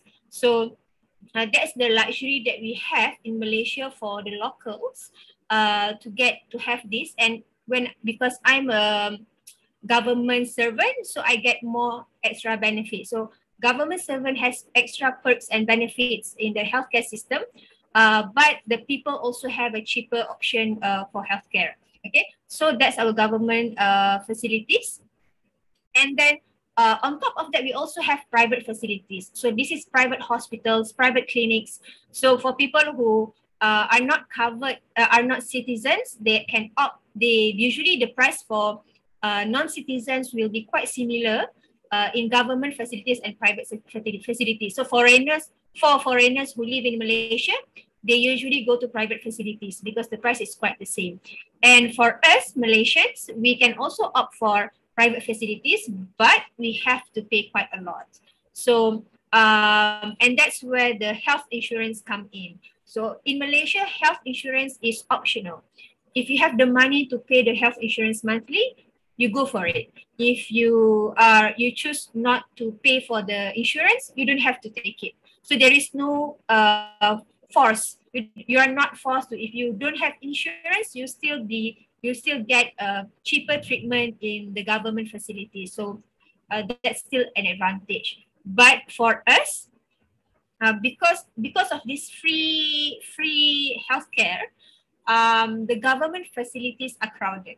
So we have to admit that fact. Like if you were sick today, you go to the hospital, they might just say wait at your home until they can accommodate the people. So you have to be very sick to go there. And then they also have clinics, but you will get a very limited medicine. So you might not get the full range of medicines that you need because of this limited capacity by the Ministry of Health. So that's when people who are in the middle range and higher range, they will opt for private facilities by taking the health insurance. So for example, I do take health insurance as well. my own personal insurance, which give me advantage if I need hospital admission. So I just go to private facilities. So private hospital, I don't have to go through the queue. I don't have to wait. I straight go into the hospital, and it's all being paid by the insurance. So that's an advantage. And we have from the low to the high range of insurance. So that's an option which I can see that more Malaysians are going towards that. We buy insurance to cover ourselves in case we have some issues that need hospitalization. So we don't have to go and queue at the government facilities. So we can go opt for private facilities. But saying that, we all know that the best doctors are in the government facilities. So it's interesting to see people, even though they have money, they go to government facilities for certain treatment because the specialists are in the government. So the best doctors are usually seen in the government because the doctors in the government, they see a lot, they have lots of experience. So that's why we recognize the government facilities as have the best treatment and expertise, okay? But the private facilities are catching up, especially in Kuala Lumpur. We have a very, very good hospitals as well. And the last one is the alternative practitioner. So being in a multicultural country, so we have the traditional herbs practitioner, which is the Malay traditional herbs. We also have the traditional Chinese medicine. So because the Chinese people accommodate a large amount, lots of them. We have a large percentage of Chinese population in Malaysia. So we can see all of these traditional Chinese medicines who practice herbal medicines, and this is legal. So patients come see them, and they will take out all these herbal, dried herbs, and then they dispense to the patient. So they don't have pharmacies. They only have this their own doctors, and then they dispense medicine. They prepare the medicines and give to the patients. And also we have Indians as well. So they are famous for the Ayurvedic. So we have Ayurvedic doctors, practitioner, and at the same time we have doctors who practice both. So the conventional treatment and also alternative treatment. So we see some Indian doctors, they work in a private clinic and they also practice Ayurvedic. So which is quite interesting. Okay. Okay, so a little bit about the education. In Malaysia, we started with matriculation. So after students finish their school up until Form 5, so they go to matriculation. So matriculation is a preparation from school to university. So there's a gap in between. It's a foundation for the students. It's about 1.5 years. So they take the matriculation and they have to take exams. And from that, the result of that exams will decide where if they manage to go into pharmacy or they are not eligible enough to take a degree pharmacy. So in Malaysia, we have diploma in pharmacy and we have degree in pharmacy. So diploma in pharmacy is for pharmacy assistant. So the course is much shorter, 3 years. Not 3, 2, 3 years, 2 years, I think. And the requirement is lower. Okay, but people who did diploma in pharmacy, after they finish it, they can continue into degree in pharmacy, and even halfway in their diploma in pharmacy, they can upgrade into degree in pharmacy, and that depends on which university they are.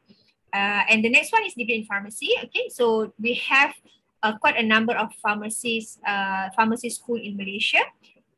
So degree in pharmacy basically preparing the students to be a pharmacist. And then we also have masters in pharmacy. So masters in pharmacy open for those who already usually, we have 2 types of masters in pharmacy. So the first one is clinical. So this is usually taken up by pharmacists who work in a hospital pharmacy. They do masters in pharmacy and become specialized in clinical pharmacies. So when they will become a clinical pharmacist in a hospital. But we also have masters in pharmacy, research-based. So the research-based masters can be, you can do anything, which is shorter, 2 years. Clinical masters is 1 year. Research-based is 2 years. So they can do anything, any research related to pharmacy. So that's the difference. But they are not a they are not a clinical pharmacy. So they are just pharmacists with research masters in pharmacy. Okay, so I just going to share with you quickly on the interesting part is where do we go after we finish the degree. So that's like what are actually the options for a pharmacist to work in Malaysia. So the common one, the famous one is the hospital pharmacist. So after we finish our degree, it's compulsory for all students to do their interns for 1 year in a hospital pharmacy. So during my time, maybe about 10 years ago, it's everyone will go to hospital pharmacy and work there for 1 year to get all the experience. However, because now we have more pharmacists than space in a hospital, so the interns have shifted into, so the students can go to do their intern in retail pharmacy, industrial pharmacy, and even university. But they still have to do at least 3 months in hospital to do their intern at least 3 months in the hospital so that they have a little bit of experience how pharmacists work in a hospital.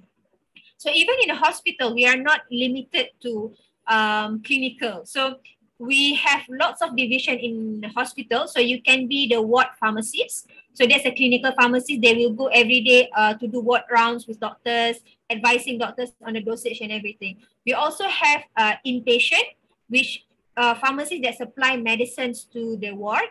So they manage the, they usually deal with the nurses. So they manage with the patient's dispensing, if the patient has problem, and then they also make sure that the medication is enough in the wards. And then we also have outpatient. So this is dealing with giving medicines to the patient.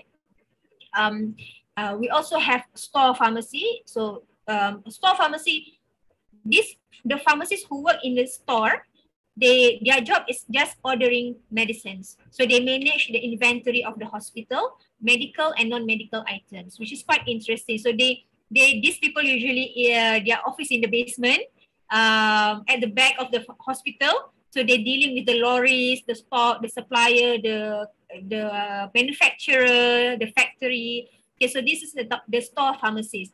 And we also have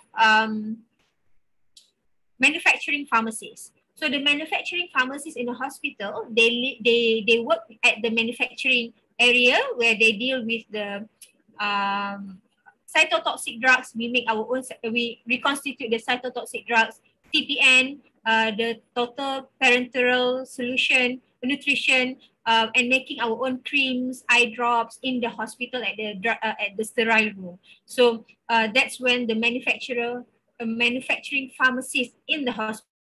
So as I can see that in the hospital setting, even one pharmacist to another, they don't do the same job. So they will have a different position and different scope of job, which might not be related to each other, and also they will be rotating. So they will be rotating around. So maybe after 3 years at the store, they have to go to clinical. So, but if you're a pharmacist with the masters in clinical pharmacy, it's kind of 90% confirmed that you'll be as a clinical pharmacist that deal with the specialists and doctors at the ward.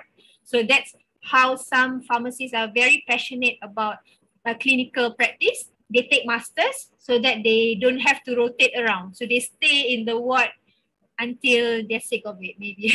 So that's how hospital pharmacies are running. And we also have small clinics around Malaysia, and if every small clinics will have pharmacists as well, because in Malaysia we give medicines for free to the citizens. So let's say their diabetic medicines, heart disease medications, all those things, the monthly supply, they have to take it from the hospital or the smaller clinics around Malaysia. So that's why we need pharmacists in every clinics to manage the medicines dispensing to the patients. Okay.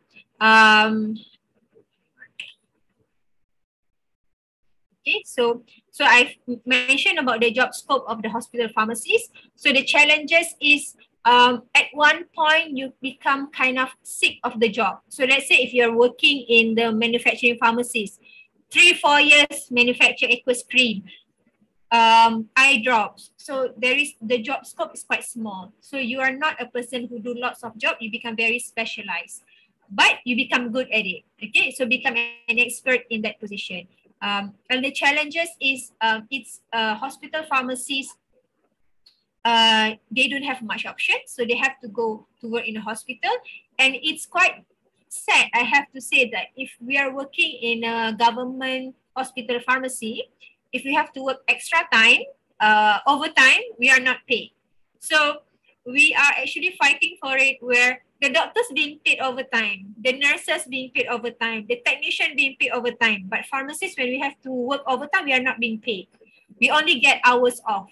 So if I work for 5 hours, I get 5 hours off.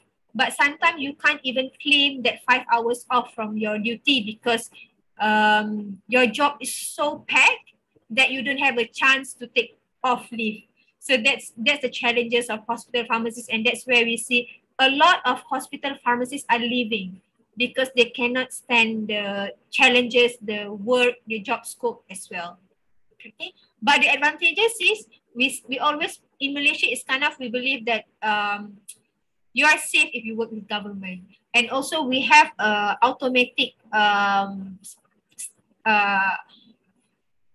promotion. So means you're like after 3 years you're confirmed that you're going to the next level. After 4 years you're going, so you know that even though you're not performing well, you will get promoted. It's a confirmed promotion. So it's like that's how people feel very comfortable at hospital pharmacy, because they know that after 3 years, even I just work normally, I didn't perform very well, I still gonna get promotion. So that's kind of like a confirmed position given by the government to the pharmacies. So that's kind of the advantages of a hospital pharmacies. Okay, so the next one is enforcement pharmacies. So basically, the job scope is this is more of the office and police of like pharmacists who work in an office, like, and also like a police to the system. So the job scope is licensing. So we manage the when someone is opening a pharmacy, maintaining a pharmacy, then we deal with the licensing, inspection. So every year the enforcement pharmacists will come and inspect pharmacies all over Malaysia, dealing with complaints. So if patients, people have complaints about the medicines, the service in the market, they will deal with the complaints and also the illegal issues, especially with the counterfeit medication, or maybe local normal people who selling pharmacist item, antibiotics, or even pharmacists selling antibiotics without prescription, and those things, which will be under the enforcement pharmacy. So enforcement pharmacies is the scariest one. So we always scared of the enforcement pharmacies because we always feel that they're going to find mistakes. So that's interesting as well. And the challenges is if you work as an enforcement pharmacist, you might lose skill as a pharmacist. So you might not remember all the skill that you learn in pharmacy school. So you kind of more working as the enforcement, as a police rather than a real pharmacist. So that's the challenges when you started to lose the skill as a pharmacist. Okay, and the next one is policy maker. This is, I will say, a job, a position of a pharmacist that take away the specialties of a pharmacy. So my husband actually worked as a policy maker. He was transferred from a hospital pharmacy to a policy maker. Is more of the HQ. So the headquarters of the pharmacy, they work in an office. They are dealing with meetings, meetings all day, go here, go there. So they are trying to the management of the pharmacies and hospital in Malaysia, and they make policies. So it's, for us, I do feel that it's a bit boring because you don't touch medicines anymore. So this is the job scope that, like, sometimes we feel that do we need a pharmacist to work as a policymaker, or we just need a pharmacist to advise the government on certain things, rather than we have a lot of pharmacists working in a big office. All of them are pharmacists, but they have to work with this policymaker. So these are the challenges. But I have to admit that some people, they want to go here. So I know a number of pharmacists, they want to work as a policymaker at the HQ. just because it is 8 to 5 job. So they don't work overtime, they don't work weekends, they don't have to worry, so they can take off and take leave anytime because in an office work. So they, even Hari Raya or celebration day, they can just take a long holiday. It's not a problem because they work in the office setting. So it's a pros and cons. It's an interesting job as well for those who like it. Okay. And the next one is regulatory. So I'm quite lucky. I had a chance to work in the regulatory body of the pharmacy for 2 years. So my job scope is basically, okay, the job scope of regulatory pharmacies. So we work in a office. We deal with product registration. So the medicines that come to Malaysia to be registered, cosmetics, herbal. So we review the registration processes. And then we deal with the compliance. So whatever medicines or products that's in the market, so we have regular testing every 2 years or every 1 year. We will pick up the product and then we test in the lab. So that's where I worked before. So I test all the medicines that's in Malaysia. We test to make sure they comply to the law, they comply to the regulation as well. And then we do post-marketing surveillance as well. So whatever product that we approve to be sold in the market, it doesn't end there. So every 2-3 years, the regulatory pharmacists will collect all this, and then we will test, and then we issue another letter to say that, okay, you can continue selling your products in the market. So regulatory pharmacies for me is very interesting. It's really interesting.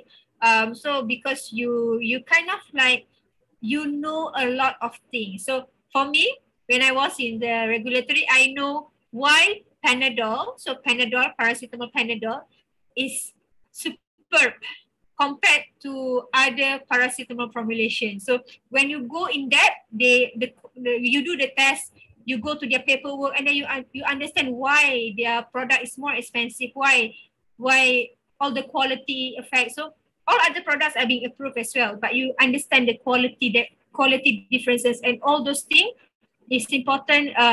Not important, it relates back to what we learned in pharmacy school. So you learn the formulation, you learn the stability, and all those things are very important to make sure the quality of the product. So that's why regulatory pharmacist is a very interesting field as well as a pharmacist.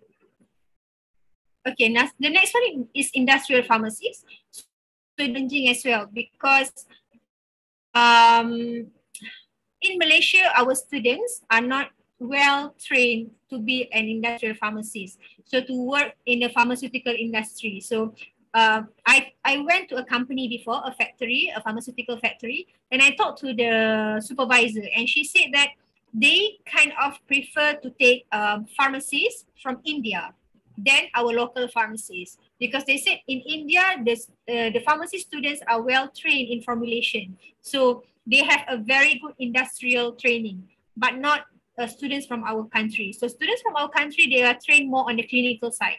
So we are not trained on the industrial side. So it's hard for our pharmacy students to go into this and become an industrial pharmacist unless you have been in that, you are a senior pharmacist. So maybe you have worked 10 years, especially they like the pharmacist who has experience working in the regulatory or policymaker. So these people, when they want to quit and join the industry, they will be paid a very good money because they know all the rules in Malaysia. So it helps the pharmaceutical company to actually produce a good product. So maybe I don't know, like I have experience in regulatory. So people like me who work longer, maybe 5 years in the regulatory, that those pharmacists will be valuable in the pharmaceutical industry. But for fresh graduates, I will say they have a low chance to penetrate into this area of industrial pharmacies because this is a very money-making industry, and they want someone who are really good, have good experience, and that's why most of the factories, pharmaceutical companies, they prefer to take pharmacists from India and from overseas to become their pharmacists in-house. Okay. Okay, and last but not least, retail pharmacies. Oh no, we have another one. So retail pharmacies is what everyone knows, work in the retail. So I was very fascinated with Dr. Tanya's presentation. I feel like I want to go to that university and do another degree because the game thing is very interesting. I have to say in Malaysia, students are not trained to open a pharmacy.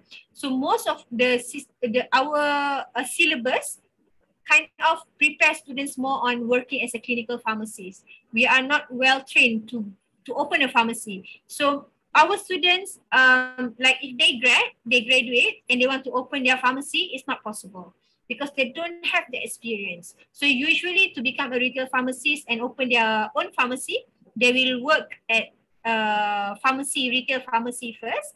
After a few years, they gain experience, then they have the chance, they have enough knowledge to open a pharmacy. So that's a bit challenging because we have more students, more pharmacy graduates than pharmacy position in Malaysia.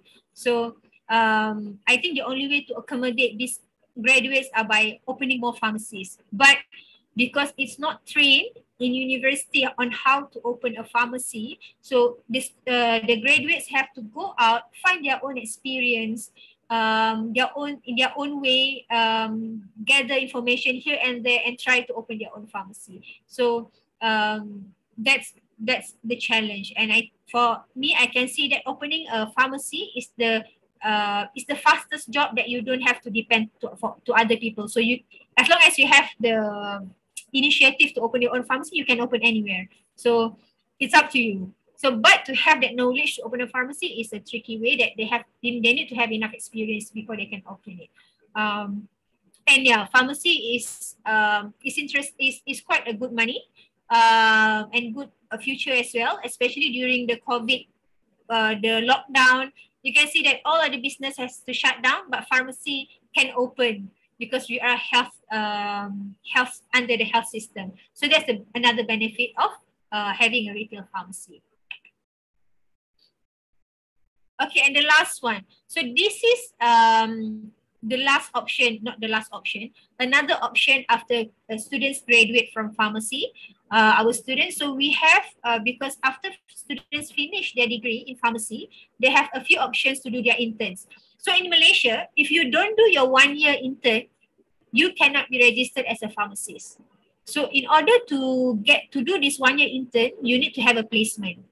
The number one placement is at government hospital. So private hospital do not offer interns. So they are not legal to take interns to work in their hospital. So only government hospital can take interns, and not all hospitals. So it's a very limited spaces for our students to actually get a place to do interns in hospital.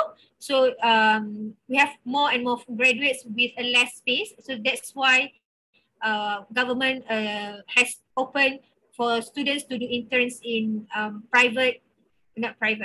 retail pharmacies, also industrial pharmacies. And another option for them is to actually do their interns in university. So we have in UKM few students who finish their degree in pharmacy, and then they didn't manage to get interns in other places, and then they kind of like, and some of them even put it as a first option to become interns, to do their interns in university. So what they did was, one of our students actually did PhD. So they do masters or PhD. So these students from master upgrade to PhD. So they do PhD from degree to PhD. So she never worked in outside. She got 3 months in. So her internship is by doing a postgraduate. So that's another way of doing intern, doing postgraduate. And during that postgraduate duration, they have to go to the hospital only for 3 months. So that's enough for them to get some experience. So that's another pathway for pharmacy graduates in Malaysia, is to become an academician or researcher. So they kind of like, usually most of them, they already get a place to work. So university take them as an interns doing postgraduate, and then the university itself will provide a position for them to work in the university as a lecturer or as a researcher. So the job scope will be research, teaching, and community work. So this is another interesting field, but it has a low interest because graduates choose this pathway, they might probably will not be a pharmacist until the end, because their experience in the pharmacy is only 3 months, and that's not enough for you to become a pharmacist. So usually for those who choose this pathway, they kind of will let go their wish and future to become a pharmacist. So they just switch their direction as a lecturer and academician rather than being a pharmacist. So that's why it's not a famous pathway as well. So most of other pathways are more famous for our pharmacy graduates. Okay, so I think that's all from me. Oh yeah, I have last slide. So what's the future in Malaysia? Interestingly, we are fighting for so long, but we still haven't won yet. Somehow it's a long battle to have a dispensing separation. So in Malaysia, we don't have dispensing separation. So doctors in GP, they prescribe, they dispense. They got the money from consultation, and they earn money to sell medicines as well. So it's no such thing as a doctor in GP will write prescription, patient take the prescription, go to retail pharmacy to get their medicines. That doesn't happen in Malaysia. So the doctors are kind of took everything into their pockets, and pharmacists are struggling, especially the retail pharmacies. But the dispensing separation only apply in hospital only. So patients see the doctors and then get the prescription, go downstairs to the pharmacy and get their medications. So that's the real practice of a pharmacist in the healthcare system only happens in hospital, not outside. So in private sector, in retail pharmacy, GP, that doesn't happen. So we are struggling to deal with, because doctor's writing the prescription, and then at GP, and then he passed to the clinic assistant who has no background in pharmacy, in medicines. The person will take the medicines, put in a pack, give to the patients. Okay, so there is lacking of consultation between pharmacist and patient, and there is no counter check. There is no experts who screen and make sure that what the doctors are writing has no interaction with the assumption that doctor is always right, something like that. So we are assuming that doctors not making mistakes in GP, so general practitioners, so the private clinics. So that's not safe actually, and we have been fighting and we still haven't won the battle. And I just hope that this will happen soon, but I have no idea about that. So that's the policy maker issue. So we are not having we don't have dispensing separation, sadly, in Malaysia yet. Okay, and the next feature is the compounding pharmacist. So this is very new. In hospital we already practice this, but at retail pharmacy we don't have it. So in the pharmacy that my family that I'm going to work with, we set up a compounding compounding area, so that we would like to pilot the study and the work if we can actually make retail pharmacy become a compounding pharmacist. So that the idea is to actually to expand the scope of retail pharmacy, because now the GP is taking our job to dispense medicines. So retail pharmacists kind of struggles to survive because we are not doing what we are supposed to do. So that's to expand the scope of retail pharmacies. And the next one is vaccinator. So I remember when I was in New Zealand, they already started pharmacists getting a certificate to vaccine patients. So it already happens there. Pharmacists can apply for certificates and people can get vaccination in pharmacy by a pharmacist. So they don't have to go to the clinic. So that's the future of Malaysia as well. We are proposing that, especially with the COVID, and we might need more booster shots. So they are planning to train pharmacists to become a vaccinator in the future. And the next one is prescribing pharmacists. It still hasn't happened yet, but we see that a lot in overseas. And there's a bit of conversation in our ministry to allow pharmacists to prescribe certain medication. And that will be quite interesting as well. Home visit. We have doctors home visit, but we don't have pharmacists home visit. So this is a pilot study that's being conducted in UKM as well, in our faculty, where we try to get students to visit patients at home, and we do medication review. So this might be a future job scope for pharmacists to go and visit patients and do medication review as well. Okay, and the next one is a vet pharmacist.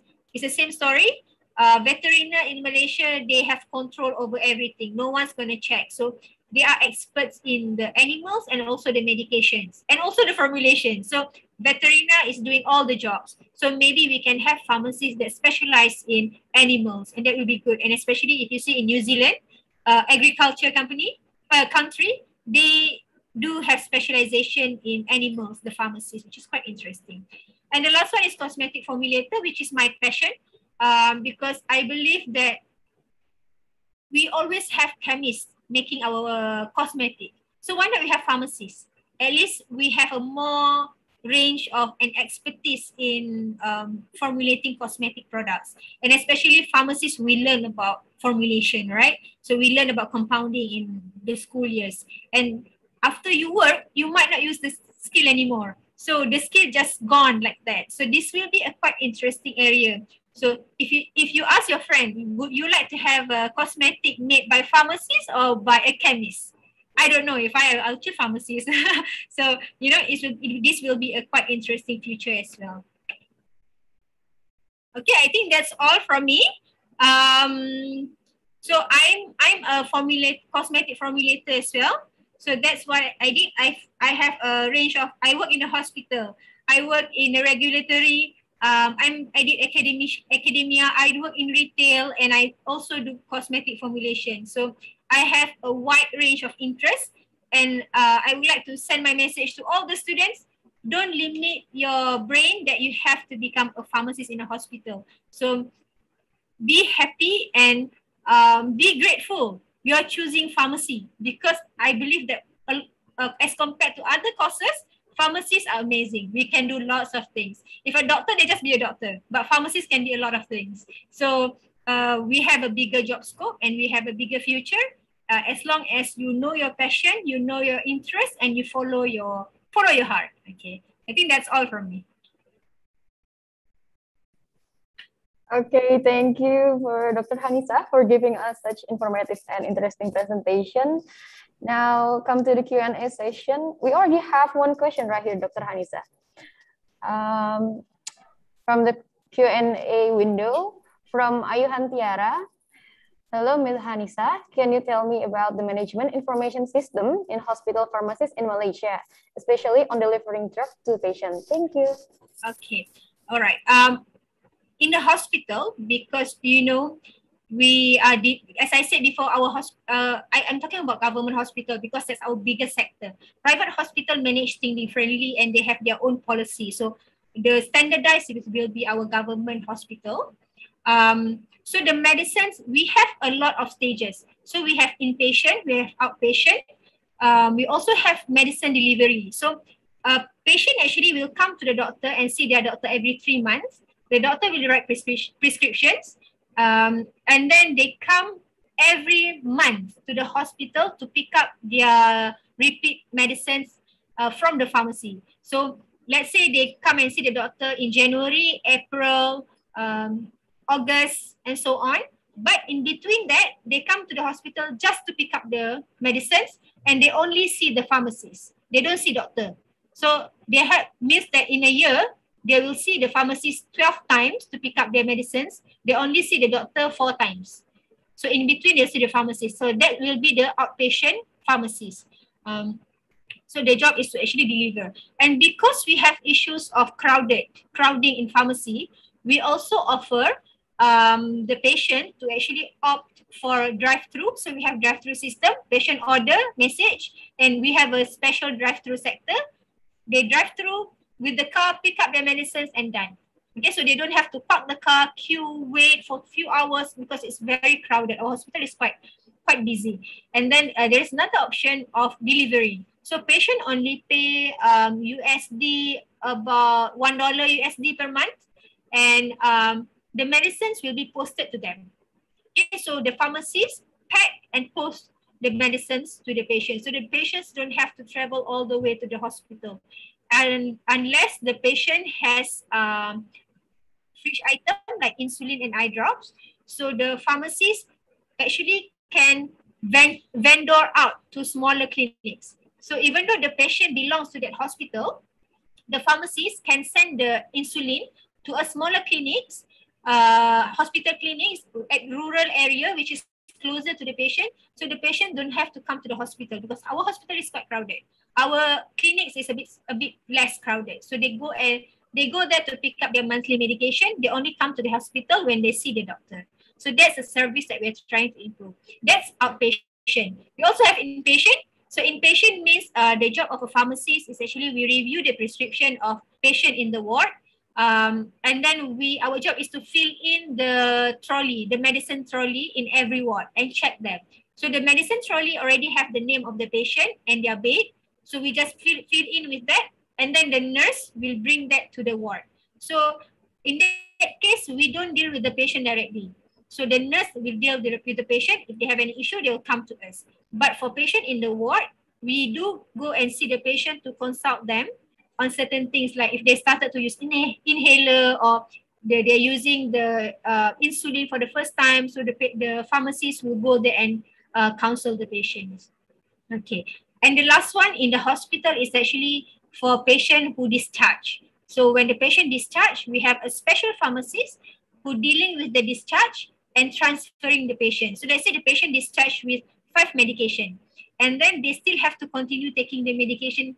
So the pharmacist involved with giving the discharge medications and doing the documentation for the patient to pick up the medicines from other place or at the pharmacy itself. So that's the hospital pharmacist in Malaysia. Okay, thank you, Dr. Hanisa, for the explanation. We have the second question right here from Bintang Priyambada. Good afternoon, Dr. Hanisa. It was mentioned before that there are many small clinics throughout Malaysia, and if I'm not mistaken, there is always a pharmacist working in these small clinics. It was also mentioned that in hospitals, there are different pharmacists for every specific task. My question is, are the various tasks related to drugs and pharmacy in these small clinics done by different pharmacies as well as in the hospital, or is there a different system for the pharmacists in the small clinics? Okay, so pharmacists, we have small clinics. So the hospital pharmacist works, they have shift 7 days a month, 7 days a week. But for the smaller clinics, it only opens 5 days a week. So we will say that the pharmacists in a smaller clinic, they are more relaxed. They have more hours free time. They don't have to work overtime. But their job, they kind of like multitask. They have to do lots of things. So they might be they don't have a lot of pharmacists. There are some, like in a larger clinics, they might have 2-3 pharmacists, and these pharmacists have to deal with everything: stock take and dispensing and consultation. But they don't do other job like manufacturing. All those things they don't have to do, because all those manufacturing, they will get the stock from the hospital. So the nearest hospital can supply to them, but usually they just deal with whatever they have in the pharmacy. And also in a very rural clinics, they only have visiting pharmacists. So the pharmacist will come every week, maybe once a week, just to make sure the inventory is okay, the medicines is good supply, and the dispensing will be done by the nurse. So the pharmacist is not involved with the dispensing part, and the pharmacist is more on the maintaining the inventory. But the downside of small clinics is they have a very, very limited number of medicines. So my sister actually worked in a smaller clinic as a pharmacist, and she said after some time you just get bored, because let's say you're playing with maybe 50 medicines only. So I know it is an easy job. It is an easy job, but sometimes you just, as a human, you just get bored of it. So in hospital, it's more interesting. So that's why some people like to stay in the hospital, but some people, so because the job scope is smaller in the smaller clinics. Yeah. Thank you, Dr. Hanisa. And then we move on to the next question from Willy Irwanda. Thank you for the opportunity and great lecture. I have a question. In Malaysia, what is the difference as an adaptation process in health system, especially for hospital pharmacy during this pandemic situation? Thank you. Thank you for your question. So in this pandemic, I talk both on the private and government pharmacies. So as a pharmacist in retail pharmacy, they are playing a very big role, especially when before this, if people get sick, they can go to clinics. But now clinics and hospitals become a very like a scarier place. They are worried to step into the hospital because hospital become a COVID hospital. So pharmacists play a very, very big role, and we are doing deliveries, order through the phone, posting the medicines, even supplements, even now a very simple thing as a COVID kit, we do send to the patient. So we will arrange a driver, we order a delivery driver, the one who drive motorcycle, and send to them, so they don't have to come. Okay, so that's now retail pharmacy has a bigger chances and bigger responsibility and roles in the pandemic situation. For the hospital pharmacy, to be honest, I think they are quite happy because they have less people in the hospital.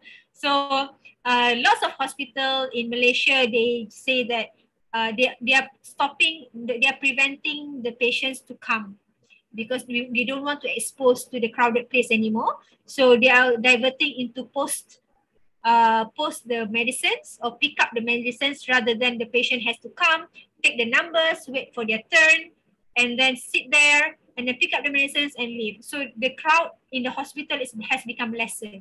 So it's an advantage because after this, we overview the fact that we can do this. Before this, we didn't see the option. So because of pandemic, we were forced to think how we can entertain the patient without seeing them. Now we can.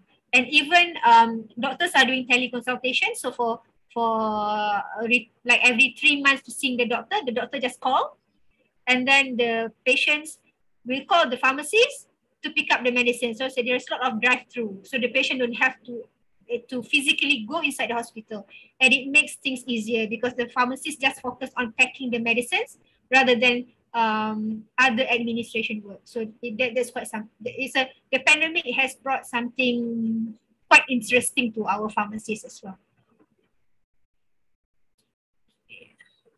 Thank you, Dr. Hanisa, for the answer. Here we have another question from Dendi Cahyanto. Thank you for the presentation, Dr. Hanisa. There are several types of alternative practitioners, one of which is traditional or herbal medicine, including India and China. Can you explain about the regulation of herbal medicine in the healthcare system in Malaysia? Is it possible to combine with the conventional treatment? Thank you. Okay. It is possible, but apparently the conventional treatment in Malaysia, especially by our doctors, they are not so open on alternative practitioner. So there is a big gap and separation between conventional and alternative. So the patient has to decide. So we see a pattern of patient go to conventional and they're not happy, then they choose to go to alternative. It's very, very, very hard to find a doctor that practice both.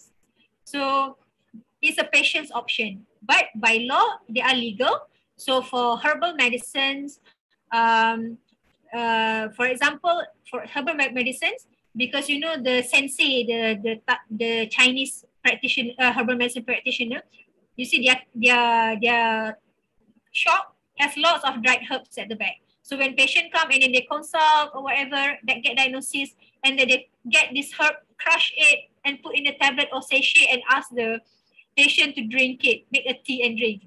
Okay, that's legal. In Malaysia, we allow it as long as the practitioner didn't mass produce. So they treat one patient, one remedy. Next patient, they make a new batch. It's not they are making a large batch, packed into bottles and then selling it. Okay? If they want to do that, let's say a traditional Chinese medicine practitioner, let's say they say that they want to combine 4 types of herbs to treat constipation, let's say, constipation. And then they want to sell it, they want to pack it, they want to sell it, they want to put on a shelf, they want to distribute the whole Malaysia, sell online and whatsoever.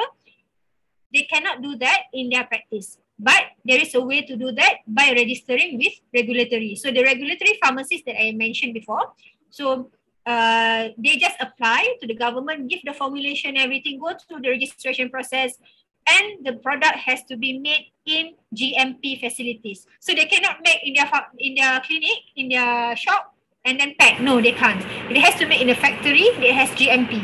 So they give the recipe to the GMP facilities, and then the company, the factory will make in a very clean environment. So, and then bottle it, seal it, and then he can sell it anywhere in Malaysia as long as it's registered. So the same thing, not only, interestingly, not only for Chinese medicine, you have Ayurveda, you have herbal, our Malay herbal medicines do the same way, and also homeopathy. So we also have homeopathy.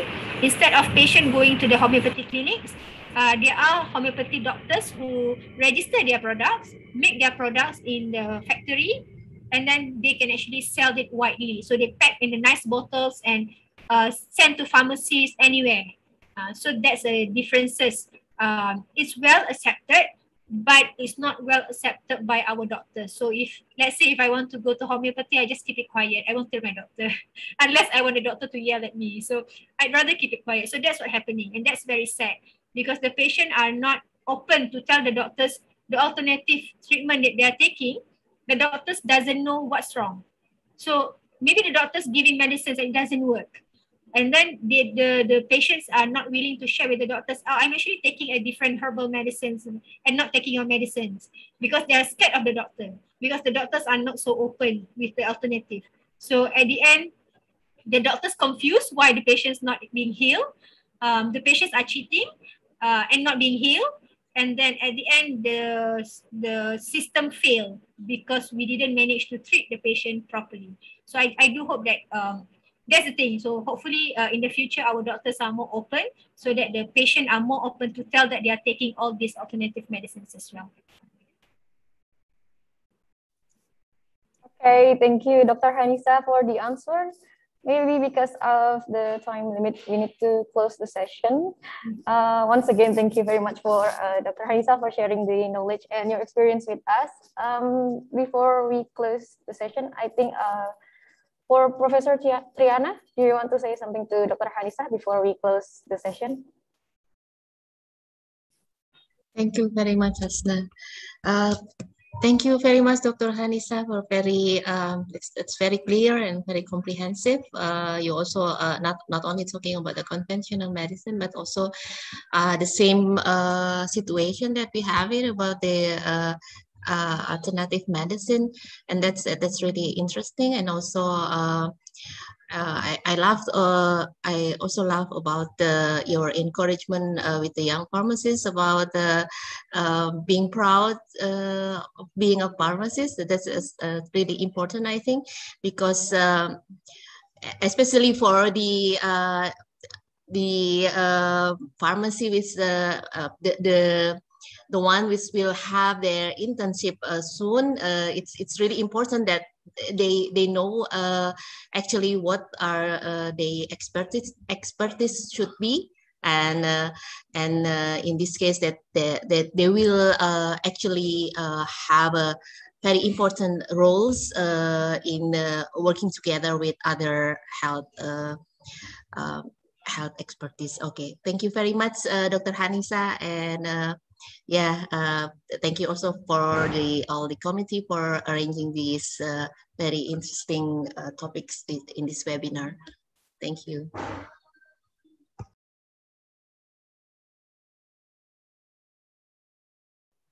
Okay, thank you so much for Professor Triana and Dr. Hanisa. I think that's it from me as a moderator. Thank you so much for the opportunity. I will give back the time to Hanina. Thank you. Okay, thank you, Hasna, and thank you to all the speakers, fans, Farmdi and Dr. Hanisa Azari for the wonderful presentation and the experiences that has been shared today.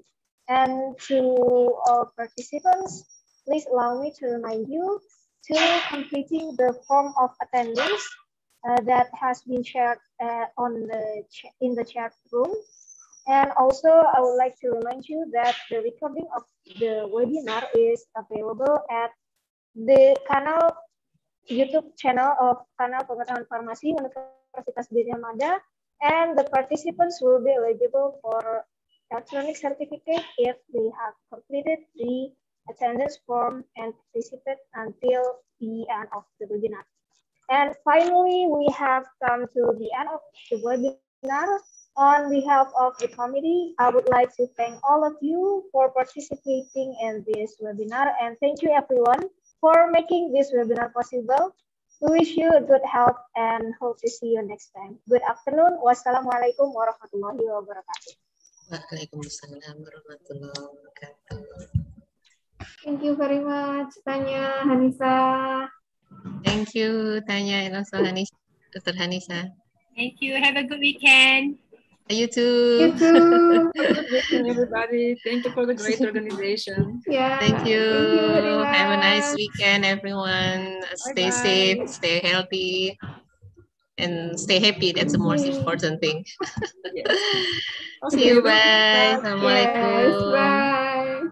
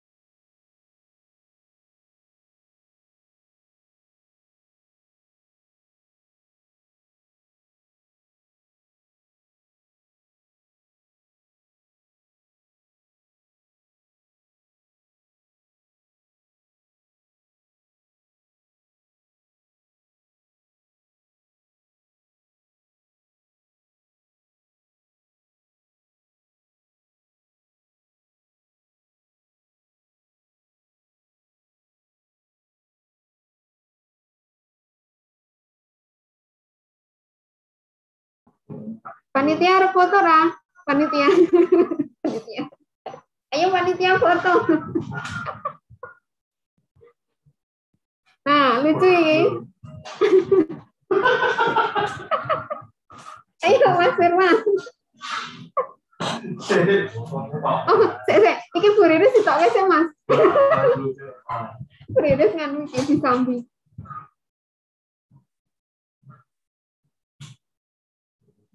Buriris dikeluarin.